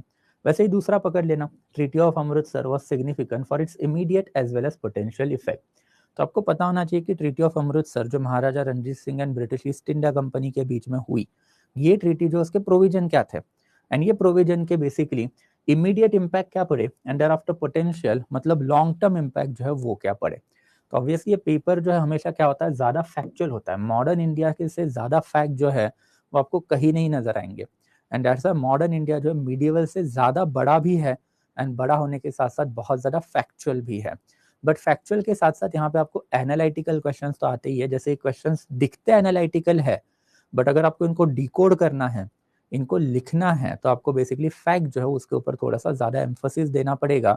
फैक्ट के बिना बेसिकली आपको यहाँ पे मार्क्स नहीं आएंगे। जैसे एग्जाम्पल भी ले लो कि ये वाला जो क्वेश्चन है लास्ट टाइम आया था, बहुत सारे कैंडिडेट जिनसे मैंने बात की हिस्ट्री ऑप्शनल वाले, तो उन्होंने अल्टीमेटली इसमें क्या लिखे आया कि दोनों जो बेसिकली अब ये हुए that is battle of Plassey and battle of Buxar, उनके इम्पैक्ट एंड उसका सिग्निफिकेंस लिख के आए। But ultimately impact and significance भाई पूछा ही नहीं था आपको क्लियर कट पूछा था कि स्कर्मिश था बैटल था। तो स्कर्मिश एंड बैटल में इम्पैक्ट एंड सिग्निफिकेंस कहाँ पे आया, पहले आपको बताना पड़ेगा ना कि भाई सिर्फ मुक्केबाजी हुई है या फिर डेथ हुआ है, कितने लोग दोनों साइड पे हुए हैं, कोई बैटल स्ट्रेटेजी दिखाई देती है या नहीं दिखाई देती है। तो ये सारे बेसिकली डिफाइन करते हैं स्कर्मिश एंड आफ्टर बैटल को। एंड फिर वही वाला बंदा एस्पेक्ट है कि कैंडिडेट को लगता है कि भाई आंसर तो बहुत ही बढ़िया लिख के आया मैं, पर भाई पूछा क्या है और आप लिख क्या रहे हो, उसमें अगर आपको बेसिक डिफरेंस नहीं करना आ रहा है तो फिर आप यूपीएससी करने के लायक ही नहीं हो। फिर वही वाला एस्पेक्ट है यहाँ पे। तो क्वेश्चन नंबर 1 भी जैसे मैंने किया वैसे ही बाकी के सारे क्वेश्चन लेटर ऑन करेंगे ही, बट अभी के लिए पैटर्न पे ही कन्फाइन रहता है। तो 1 होगा, बी होगा, सी होगा, डी होगा, ई होगा। तो that is the only difference between paper number 1 and paper number 2। कि पेपर नंबर 1 जो था उसका सेक्शन ए जो था वो पूरा का पूरा हमने देखा एंशिएंट पे था। एंड एंशिएंट पे होने के साथ साथ वहां पे हमने ये भी चीज देखी कि एंशिएंट में होने के साथ साथ क्वेश्चन नंबर 1 वो मैपिंग पे था। यहाँ पे कहीं मैपिंग नजर आती है क्या? ये पेपर 2 का क्वेश्चन नंबर 1 है, सेक्शन ए है, इसमें भी कोई मैपिंग नहीं होती है। यहाँ पे डायरेक्टली एक तो फैक्चुअल क्वेश्चन या फिर एनालिटिकल क्वेश्चन जो आपसे वही पूछे जाएंगे। वैसे ही फिर क्वेश्चन नंबर 2 जो है अब सेम पैटर्न आपको दिखाई देगा, बस इसमें एक नई चीज जो आपको ऑब्जर्व करनी पड़ेगी कि यहाँ पे जो 3 क्वेश्चन पूछा उसका जो मार्किंग पैटर्न है वो 15-15-20 का नहीं होता है। That marking pattern is 20-20-10। तो यहाँ पे जो बेसिकली आपको दिखाई देगा कि हर एक क्वेश्चन जो है जैसे 2A 20 का है, 20 का है एंड देयर आफ्टर 10 का है। वैसे ही फिर क्वेश्चन नंबर 3 में जब आप जाओगे तो 3 में भी आपको यही दिखाई देगा कि ये 20 का है जो बेसिकली 3A वाला क्वेश्चन है, देयर आफ्टर ये 3B जो है वो भी 20 का है एंड ये भी 10 का है। तो पूरे पेपर में आपको यहाँ पे एक चीज याद रखनी कि 15 मार्क के क्वेश्चन जो है ये पेपर नंबर 2 में होते ही नहीं है। पेपर 2 में आपको एक तो 10 मार्क का क्वेश्चन मिलेगा या फिर 20 मार्क का ही क्वेश्चन मिलेगा। इसके अलावा कोई भी तीसरे टाइप का क्वेश्चन इसमें नहीं होता है। तो यहाँ वाले जो क्वेश्चन का पैटर्न है उसमें ये बेसिक चीज आपको थोड़ी सी समझनी पड़ेगी कि जब जब आप modern India and world history करते हो तो उसमें आपको थोड़ा सा इन डेप्थ जाके पढ़ना पड़ेगा, बिकॉज डाटा ज्यादा लगते हैं। यहाँ पे आपको 20 मार्क के क्वेश्चन मैक्सिमम हैंडल करने हैं और 4 पेज भरना, trust me it will be a really really painful task for you. ये हर एक यूपीएससी के कैंडिडेट के लिए टास्क ही होता है कि 4 पेज भर के डाटा लिखे तो लिखे क्या और इतना डाटा लाए कहाँ से। तो दैट्स व्हाई मैंने आपको बताया था कि थोड़ा सा फैक्चुअल डाटा जो है ये मॉडर्न इंडिया में तो आपको बहुत ही ज्यादा इलेबोरेट लेवल पे करना ही पड़ेगा, बिकॉज उसके बिना 4 पेज भरने जो है बेसिकली मुश्किल ही होने वाले हैं। वैसे फिर ये क्वेश्चन नंबर 3 अगर आप देखोगे तो क्वेश्चन नंबर 3 में बेसिकली क्वेश्चन नंबर 4 भी अगर आप देखोगे तो policies and programme of the early nationalist in the light of the contention of the McMahon line and popular movement help us to understand the environmental crisis. अब ये जो 4 question हमने अभी देखे ऊपर ऊपर से, इसको बस ऊपर ऊपर से एक ग्लैंस डालते तो आपको एक चीज पता चल जाएगी। ओके, तो अगर मैं क्वेश्चन नंबर 1 देखूं तो battle of Plassey, battle of Buxar, question number 2 treaty of Amritsar, question number 4 famine, and वो भी कहाँ के हैं तो ऑब्वियसली कॉलोनियल इकोनॉमिक पॉलिसी के, मतलब 1947 के पहले। Thereafter penetration of outsider, Santhal rebellion, again 1947 के पहले का question. Limited scope of Indian scientist scientific research in colonial India, again 1947 के पहले का क्वेश्चन। परमानेंट सेटलमेंट 1947 के पहले का question. Western education cultural awakening colonial hegemony, again क्या है 1947 के पहले का क्वेश्चन है। देयर आफ्टर फिर next one is basically 2C, after acquiring Diwani government of East India company 1947 के पहले का क्वेश्चन। क्वेश्चन नंबर 3 है Indian nationalist movement multi class movement anti imperialist interest, तो इंडियन नेशनल मूवमेंट मतलब 1947 के पहले वाला question. Question number 3B, British different impact on Indian society revolt of 1857 1947 के पहले का क्वेश्चन। Question number 3C, revolutionaries thought people self confidence and base of the freedom movement 1947 के पहले का क्वेश्चन। Question number 4A, discuss the policies and program of the early nationalists that is moderate and to what extent they were able to fulfill the aspiration of the people, early nationalist moderate 1947 के पहले का question. and that brings us to the last two question कि McMahon line मतलब 1947 के बाद वाला question that is post independent India जो 20 marks का है। एंड देयर आफ्टर फिर ये जो है बेसिकली एनवायरमेंटल मूवमेंट, ये भी बेसिकली पोस्ट इंडिपेंडेंट इंडिया का है। तो पोस्ट इंडिपेंडेंट इंडिया के ऊपर से कितने मार्क्स के क्वेश्चन है आपको? सिर्फ 30 मार्क एंड दैट्स इट। इससे ज्यादा क्वेश्चन यूपीएससी हार्डली ही आपको जो है यूपीएससी पूछा है। अगेन क्यों? बिकॉज मोदी राज है। अब मोदी राज है तो कांग्रेस के जमाने का इतिहास यूपीएससी आपसे चाहेगा क्या, फिर पढ़वाएगा क्या? नहीं पढ़वाएगा। जैसे आपने 1947 क्रॉस कर लिया, नेहरू का गवर्नमेंट आता है विच डोमिनेटेड फॉर ऑलमोस्ट 70 ईयर, उसके बाद के ऑलमोस्ट 15 साल इंदिरा गांधी का गवर्नमेंट है। तो ऑब्वियसली ये वाली इतिहास जो है यूपीएससी ने अब क्या किया, फेस आउट कर दिया। ये वाला एक अगेन क्या हुआ, भले ही ये अनएथिकल एंड गलत चीज है जिस वजह से बीजेपी गवर्नमेंट का क्रिटिसिज्म हम बैठ के बहुत ज्यादा करें, but as a UPSC optional candidate ये फायदेमंद चीज है। फायदेमंद चीज है मतलब क्या, ये क्वेश्चन अगेन मुझे नहीं चाहिए सर पोस्ट इंडिपेंडेंट में क्या पढ़ना है। एंड ये बेवकूफी आपको भी नहीं करनी है कि पोस्ट इंडिपेंडेंट के लिए struggle for Indian sorry post independent India या फिर इंडिया आफ्टर बेसिकली 1947, ये वाला जो एस्पेक्ट है इसको थोड़ा सा कम ही पढ़ना है आपको। बिकॉज ये कितने मार्क्स का आता है, हार्डली 20 या 30 मार्क के ही क्वेश्चन आजकल यहाँ से यूपीएससी डाल रहा है। एंड फिर वो 20-30 मार्क के लिए आपको कितने दिन का प्रिपरेशन करना है, not more than 15-20 days, that's it. And फिर अगर इसके लिए अगर आप वो बिपिन चंद्रा जैसा struggle for post independent India या फिर इंडिया आफ्टर पार्टीशन ऐसे वाली बुक पढ़ने लग गए, देन बेसिकली आपसे बड़ा बेवकूफ लड़का फिर कोई नहीं होगा। ये अगेन ट्रेंड एनालिसिस से ही आपको पता चलेगा कि मॉडर्न इंडिया की जब हम बात करते हैं तो दो टाइप की इसमें भी सेक्शन है। एक तो 1947 के पहले that is freedom movement, and freedom movement के पहले ईस्ट इंडिया कंपनी का राज। एंड 1947 के बाद में, 1947 के बाद में मतलब पोस्ट इंडिपेंडेंट इंडिया, जहां से सवाल यूपीएससी डाल ही नहीं रहा है। क्यों नहीं डाल रहा है? बिकॉज ऑब्वियसली मोदी राज है, तो उसका फायदा उठाना थोड़ा सा चालू करो कि पोस्ट इंडिपेंडेंट इंडिया जो है उसमें आपको जो है बेसिकली 2 क्वेश्चन ही आजकल आते हैं। एंड 2 क्वेश्चन के वजह से इसका जो आजकल वेटेज जो है वो बहुत ही ज्यादा इनसिग्निफिकेंट हो चुका है। हैविंग सेड सो, ये पोस्ट इंडिपेंडेंट इंडिया के ऊपर I am going to take रफली 4 to 5 सेशंस ओनली, जिसमें मैं आपको एक रफली 10 थीम्स जो है वो कवर करवाऊंगा। ये 10 थीम्स ही आपको बेसिकली करनी है, सवाल उसी में से फंसेंगे, that will be my guarantee. Because ये सारा एनालिटिकल एस्पेक्ट होता है कि ट्रेंड के हिसाब से हम लोगों को देखना है कि कौन सा सवाल आ सकता है, कौन सा नहीं आ सकता। तो ये 3-4 लेक्चर में we are going to wind up the post independent India, but again insignificant area है। तो ये वाला बवाल मेरे को चाहिए ही नहीं कि sir post independent India, post independent India. Smart work करोगे तो ही यूपीएससी में आपको थोड़ा सा ज्यादा वेटेज, ज्यादा मार्क्स मिलेंगे। गधा मजदूरी करनी है तो स्काई इज द लिमिट, फिर तो 6-7 अटेम्प्ट तो आपके निकलने ही वाले। All the best to you. तो ये वाली जो चीज अगेन हमको कहाँ से पता चलती है, सिर्फ और सिर्फ जब हम पीवाईक्यू एनालिसिस करते हैं तभी पता चलती है। And that's a PYQ analysis आपको आपके लेवल पे हमेशा से ही करने चाहिए, और ये आपको करने पड़ेंगे भी। अगर ये नहीं करोगे तो क्या होगा, अगेन बच्चा वही गलती करता है कि पोस्ट इंडिपेंडेंट इंडिया जो है उसके ऊपर 3-4-5 महीने का प्रिपरेशन करेगा, ले दबा के सब कुछ पढ़ लेगा। अरे भाई क्वेश्चन नहीं आते वहां से, तो क्यों गधा मजदूरी करनी है? आपको नहीं करनी है, उसको छोड़ दो ना।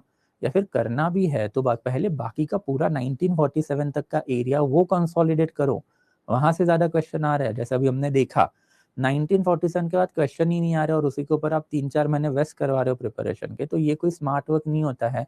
ये श्योर शॉट कॉम्बिनेशन या फिर sure shot recipe of disaster है कि जिस टाइम पे या फिर जिस पर्टिकुलर पीरियड या फिर साल में आपने वो गलती की, वो आपका अटेम्प्ट श्योर शॉट फेलियर में ही निकल जाएगा, बिकॉज अपने 3 से 4 महीने जो यूजुअली लगते हैं पोस्ट इंडिपेंडेंट इंडिया को कवर अप करवाने के लिए, अगर वो आपने वेस्ट करवा दिए तो मतलब आपने एक ऐसा एरिया कंसोलिडेट करा जो यूपीएससी के लिए इनसिग्निफिकेंट है, और आपने ऐसे एरिया जो उसको निग्लेक्ट किया जो यूपीएससी के लिए सिग्निफिकेंट है। तो आप बताइए आपको क्या करना है। तो this is something that you need to understand सबसे पहले as far as paper 2 is concern. तो पेपर 2 की जब हम बात करेंगे तो इसमें ये वाली चीज काफी इलेबोरेटली हमको दिखाई देती है कि पोस्ट इंडिपेंडेंट इंडिया का एक सिस्टमैटिक एनहाइलेशन यूपीएससी ने अगेन करना चालू किया फॉर द सेम रीजन जो हिंदू हिस्टोरियोग्राफी हमने देखी थी कल, वही वाला रीजन है कि गवर्नमेंट जब बदलते हैं तो गवर्नमेंट के एजेंडाज बदलते हैं, गवर्नमेंट की अपनी एक आइडियोलॉजी होती है, वो आइडियोलॉजी के हिसाब से गवर्नमेंट सारी चीजें जो वो परकोलेट करती है, परकोलेट करती है इन द सेंस दैट कि बेसिकली इसका एक और एग्जांपल यू कैन सी कि आपका और हमारा जनरेशन जो है बेसिकली गांधी हेटर जनरेशन है, बट हमसे पहले वाला अगर जनरेशन आप देखोगे that is our mom dad या फिर दादा दादी, वो तो कांग्रेस के सपोर्टर वाला जनरेशन है, या फिर वो जनरेशन ने एक जमाने में कांग्रेस को बहुत ज्यादा सपोर्ट किया था। उसका रीजन क्यों है? बिकॉज जैसे मोदी गवर्नमेंट अभी के लिए मुगल सुल्तान फेज आउट कर रहा है, वैसे ये मार्क्सिस्ट हिस्ट्री सबसे पहले फेज आउट करने का काम वाजपेयी ने तो किया था। And you and me, majority of us have been brought up in that education system जहाँ पे बेसिकली गांधी के बारे में हमें पढ़ाया ही नहीं जाता है, नेहरू हमको हमारे सिलेबस में ही कभी नहीं दिखा था। एंड दैट्स वाई फिर उससे वजह से हुआ क्या कि जो हिंदू नेशनलिस्ट वर्जन जो करिकुलम में क्रिपिन हुआ, जो हमने पढ़ा, and after majority of the young generation जो है प्रेजेंट पॉलिटिकल पार्टी के सिंपथाइजर बने। तो ये हर कोई करता है, एक जमाने में कांग्रेस ने किया, बीजेपी कर रहा है, एंड यही एजेंडा जो आपको यूपीएससी के पेपर में कहीं ना कहीं तो रिफ्लेक्ट होता हुआ दिखाई देगा। एंड ये सिर्फ मैं आपको बता इसलिए रहा हूँ because ultimately post independent India का वेटेज अगर आप देखोगे पेपर में, जो एक जमाने में ऑलमोस्ट 70-80-90 मार्क का था, वो सिस्टमेटिकली डाउन होकर आके आके गिर गया सिर्फ 30 मार्क के ऊपर। लास्ट ईयर देखोगे 2021 का तो सिर्फ 10 मार्क का ही एक क्वेश्चन था, इसमें तो एटलीस्ट 30 मार्क का इन्होंने डाला। अब इस बार देखते हैं, इस बार भी यही वाले रेंज में रहेगा कि 10 से लेके 30 mark, not more than that, because ultimately फिर ये वाले एरिया में जाना मतलब कांग्रेस को बढ़ावा देना, तो वो वाला एस्पेक्ट जो यूपीएससी नहीं करता है। That sums up our section A. Thereafter section B, section B में भी आपको सेम ही दिखाई देगा पैटर्न, कुछ ज्यादा चेंजेस नहीं है। तो क्वेश्चन नंबर 5 में आपको टोटल 5 क्वेश्चन दिखाई देंगे, एंड हर एक क्वेश्चन जो है 10 मार्क का है, total 50 mark. And thereafter फिर क्वेश्चन नंबर 6 जो है उसमें आपको 3 सब कॉन्फिडेंट जो है बेसिकली दिखाई देंगे। Pattern will remain same, 20-20-10 marks. And thereafter same question number 7, question number 7 में भी 20-20-10 marks. And thereafter question number 8 जो है उसमें भी बेसिकली सेम है, 20-20-10 मार्क्स। एंड ये वर्ल्ड हिस्ट्री का पूरा सेक्शन है आपका, question number 5, question number 6, question number 7 and question number 8। And world history में एज सच जो यूपीएससी कभी भेदभाव नहीं करती है, since this particular area is a neutral area. तो न्यूट्रल एरिया होने की वजह से प्रॉब्लम क्या है, ये पर्टिकुलर एरिया में यूपीएससी सब कुछ पूछता है, एंड जो पॉइंट आपके सिलेबस में मेंशन है वो सारे ही पॉइंट के ऊपर एकदम फेयरली बैलेंस पेपर जो यूपीएससी डालता है। बट इसमें एक एडेड एडवांटेज वही है कि पर्टिकुलर जो पॉइंट जो यूपीएससी ने देके रखे वो काफी वेल डिफाइंड पॉइंट है। अब बस वही पॉइंट करोगे, उसके ऊपर का डाटा एनालिसिस जमा करोगे तो आपको मार्क्स जो बेसिकली आएंगे ही आएंगे। तो this is something that is related to the section B of the UPSC. And वही है पेपर 2 जो हम करेंगे, तो पेपर 2 में हमेशा हमको थोड़ी सी हिस्टोरियोग्राफी जो उसके ऊपर फोकस करना ही पड़ेगा। इसमें भी कुछ रिकरेंट थीम्स है जो आई टोल्ड यू कि लेटर ऑन हम लोग इसके ऊपर देखेंगे ही, बट अगर आपको अभी समझना है तो अगेन वो हिस्ट्री ऑप्शनल हॉराइजन सीरीज जो है यूट्यूब पे है, ओपन है, आप देख लेना, you will get to know. And thereafter फिर analytical part and factual part में आपको हमेशा याद रखना कि अगर आपका फैक्चुअल पार्ट ज्यादा अच्छा है देन आपको जाना है मॉडर्न इंडिया के ऊपर, अगर आपका एनालिटिकल पार्ट ज्यादा अच्छा है then you have to go to the world history. And this is something that you need to understand कि एनालिटिकल एंड फैक्चुअल ये आपकी स्ट्रेंथ है जो आप ही को पता रहने वाले हैं, and that's why you need to decide कि आपको दोनों में से कौन से वाले एरिया में जो है फोकस करना है। इफ यू डिसाइड कि भाई आपका फैक्चुअल नॉलेज ज्यादा अच्छा है फिर भी आप एनालिसिस पे जा रहे हो तो भी आप खड्डे में जाओगे। आपका एनालिसिस ज्यादा है but because of that question number 4 of paper 1 आप मीडिएवल के ऊपर जाओगे तो भी आप खड्डे में ही जाओगे। ये चीज काफी श्योर शॉट होती है बिकॉज वो एक इनहेरेंट कैपेबिलिटी है आपकी, वो आप ही को डिटरमाइन करनी है, एंड उसी के हिसाब से जो आपको पेपर में वर्क करना है, because ultimately it all boils down to the 2 years of your मेहनत। बिकॉज अगले साल का सितंबर का आप अटेम्प्ट भले ही दोगे तो भी उसका रिजल्ट अगले मई में आने वाला है। तो रफली पकड़ के चलो कि 2 साल you will be in a preparation face, and ये 2 साल में ये सारी चीजें जो आज हमने डिस्कस की ये अगर आपके दिमाग से कहीं स्किप हो गई या फिर ये छूट गई देन ट्रस्ट में आपको यूपीएससी में 250 से मार्क्स नहीं आने वाले ऑप्शनल में। तो ये वाली जो चीज़ें हर दिन आपके दिमाग में होनी चाहिए, इसको कुछ भी करो रटो और दिमाग में डालो, बिकॉज जब जब आप पढ़ोगे, जब जब आप एक पर्टिकुलर चीज़ जो सॉल्व करोगे, तब तक आपको ये चीज़ें जो बेसिकली पता होनी चाहिए। I hope it is quite clear, right. अब यहाँ तक अगर कोई डाउट रहेंगे then you will let me know. But आज हम लोगों को यही करना था basically, the analysis of the PYQ। और ये एनालिसिस ऑफ द PYQ में हम लोगों को एक ट्रेंड, चेंजिंग ट्रेंड जो है, पैटर्न ऑफ द यूपीएससी वही देखने थे। एंड ये पैटर्न ऑफ द यूपीएससी जो है, अब बेसिकली आपको जो है आपके लेवल पे भी क्या करने हैं, एनालिसिस करने ही है। तो ये सारे के सारे जो पेपर है आपको मिल जाएंगे हमारे टेलीग्राम चैनल पे।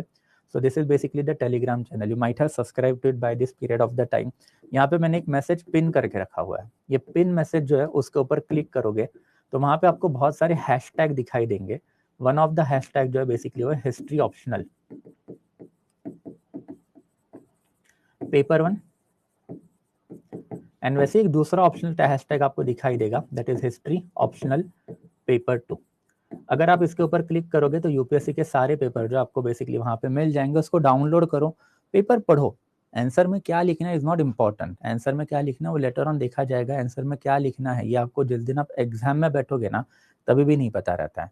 तो दैट्स पहले पेपर का एक ट्रेंड देखो, पेपर का एक पैटर्न देखो, और जो एनालिसिस मैंने जो आपको बताया उसको बस मैच करना चालू करो कि सर ने जो बोला वो हर एक पेपर पे लगता है कि नहीं लगता है।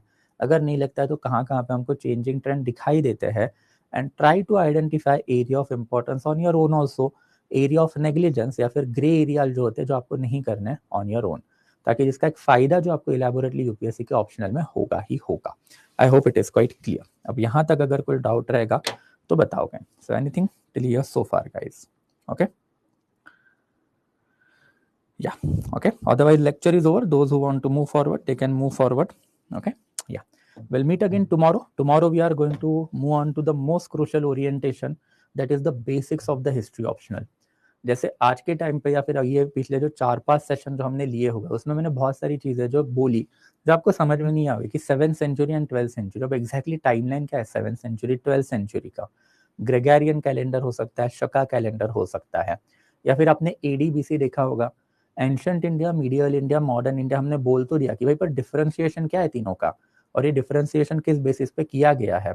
And thereafter ultimately Marxist historiography and nationalist historiography जो हॉलमार्क रहता है इंडिया में हमेशा, इसमें से हम लोग मार्क्सिस्ट हिस्टोरियोग्राफी है उसी के ऊपर हमेशा एम्फेसिस रख के क्यों पढ़ते हैं। तो ये जो बेसिक आंसर जो है या फिर बेसिक क्वेश्चन है सॉरी, उसके जवाब बेसिकली कल एंड परसों के जो हमारे ओरिएंटेशन सेशन है उसमें we are going to find out. तो I hope it is quite clear. कल बेसिकली उसके ऊपर जाएंगे, तो कल ऑल्सो 11 बजे, परसों ऑल्सो 11 बजे we are going to take that session. Okay, तो एनीथिंग टिल हियर सो फार?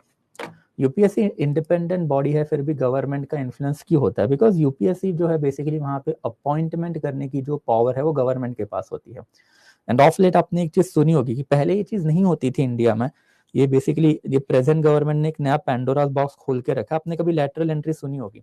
तो लैटरल एंट्री मतलब बेसिकली गवर्नमेंट जो है अपने आप पे जो क्लास 1 लेवल की पोजीशन है वो एग्जाम से कंडक्ट नहीं करेगी, तो कुछ इंपॉर्टेंट बंदे जो उनको डायरेक्टली हैंड ओवर करेगी। एंड ऑब्वियसली अब बीजेपी गवर्नमेंट अगर लैटरल एंट्री के थ्रू क्या कर रही है, ऑफिस भर रही है, तो सारे के सारे बीजेपी के जो आइडियोलॉजी से अफिलिएटेड लोग हैं वही सारे इंपॉर्टेंट डेमोक्रेटिक बॉडीज में जो अब घुसे जा रहे हैं। तो उसकी वजह से वो एक बेसिकली गवर्नमेंट की थिंकिंग जो है वो हर एक बॉडी में भी आपको रिफ्लेक्ट होती हुई दिखाई देगी। तो that is something for you. So basically dirty politics of today, history is all about politics, right? हाँ सर, पोस्ट इंडिपेंडेंट इंडिया के क्वेश्चन सेक्शन 1 के 4 क्वेश्चन में ही आते हैं। rather than attempting question 4 we skip it and attempt other 3 questions and 2 from the section 2। देखो आप करने के लिए कर सकते हो, बट ऐसा हमेशा नहीं होगा कि हमेशा से क्वेश्चन 4 में ही सिर्फ पोस्ट इंडिपेंडेंट इंडिया के क्वेश्चन जो आएंगे। वो इस साल हुआ है 2022 में, एंड उसके पहले 2021 में हुआ है। अगर आप 2020, 19 या फिर 18 का पेपर खोल के देखोगे देन वहाँ पे आपको क्वेश्चन 3 में भी और क्वेश्चन 4 में भी बेसिकली दोनों जगह पे पोस्ट इंडिपेंडेंट इंडिया के क्वेश्चन दिखते हैं। तो ऑब्वियसली आजकल के टाइम पे एज आई टोल्ड यू कि UPSC want you to skip it, तो दैट्स उन्होंने आपको एक लीवे दे के रखा है कि आपने नहीं भी पढ़ लिया तो क्वेश्चन 4 आप स्किप कर सकते हो। बट यू नेवर नो ना, ये कब अपना पैटर्न कहाँ से आके क्या चेंज कर ले। तो दैट्स लाइक बेयर मिनिमम चीज़ें तो आपको करनी ही है। दैट्स आई टोल्ड यू कि एक 3 से 4 लेक्चर तो I am going to take, जिसमें 9 से 10 थीम रफली I am going to cover, जिसमें सारा ही पूरा का पूरा पोस्ट इंडिपेंडेंट हो जाएगा। Don't worry about that. Got it?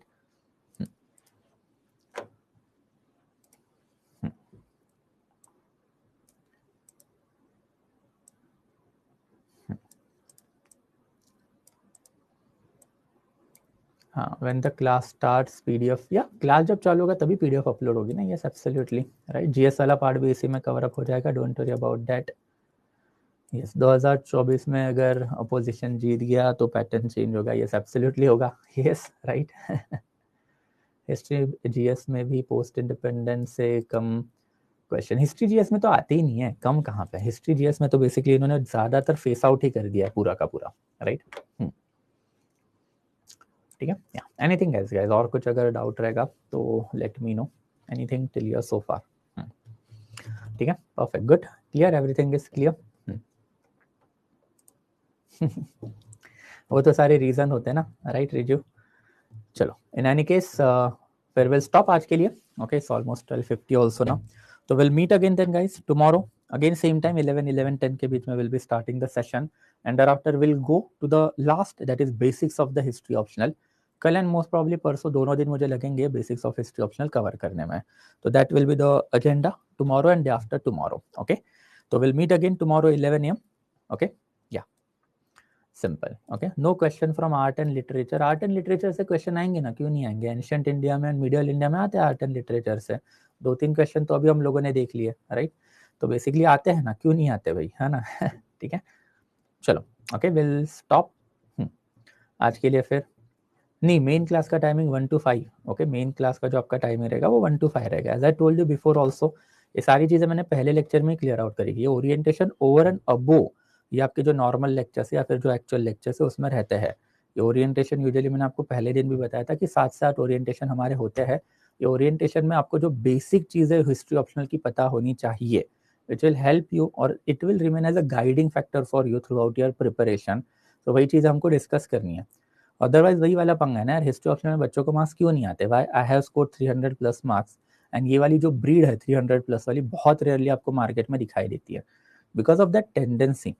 बचपन से आपको स्कूल में बताया गया कि इतिहास से रट लो, अब इतिहास रटने वाला सब्जेक्ट है ही नहीं, तो वही तो हमने ये डीमिस्टिफाई किया था कि इतिहास is all about proper analysis, and यही एनालिसिस करने के साथ साथ आप अगर पीवाईक्यू का ट्रेंड अगर इसमें जोड़ोगे, तो जोड़ने के बाद आपको पता चलेगा कि अल्टीमेटली हिस्ट्री के कुछ ही एरिया जो इंपॉर्टेंट होते हैं जिसके ऊपर आपको मैक्सिमम फोकस करना है, and you can choose to skip certain other areas.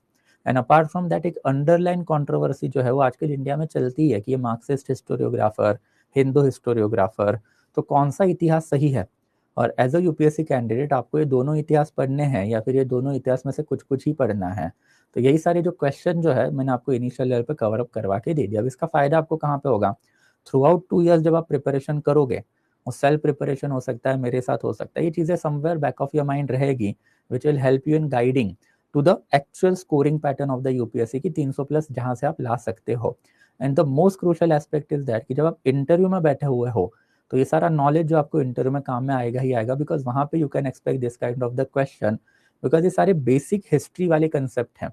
And यही अगर आपको पता नहीं है, अगर आप डायरेक्टली मॉडर्न इंडिया में जहाँ से हम लेक्चर चालू भी करने वाले हैं वहाँ पे उतर के डायरेक्टली रटने लग गए, तो फिर आपको कुछ समझ में नहीं आने वाला। फिर तो आपको यूपीएससी में 220 का जो मार्क है या फिर 220 240 का जो लिमिट है वो आप कभी ब्रीच ही नहीं कर पाओगे, आप वहाँ पे आके जो बेसिकली फंस जाओगे। So don't do that, okay, या ओके, चलो perfect, good, clear, everything is clear right, anything till here so far guys, और कुछ अगर डाउट रहेगा तो बताओगे, ओके, क्लियर राइट। तो चलो विल स्टॉप आज के लिए दोस्तों, फिर will meet again then tomorrow 11 AM, okay. So tomorrow 11 AM को we are going to move to the last orientation, will try to finish it up tomorrow itself, but अगर नहीं होता है तो मोस्ट प्रॉब्ली एक और लेक्चर खींचेंगे फिर फ्राइडे का, ठीक है। चलो guys, thank you so much, will be stopping the session now, okay, thank you so much guys, thank you.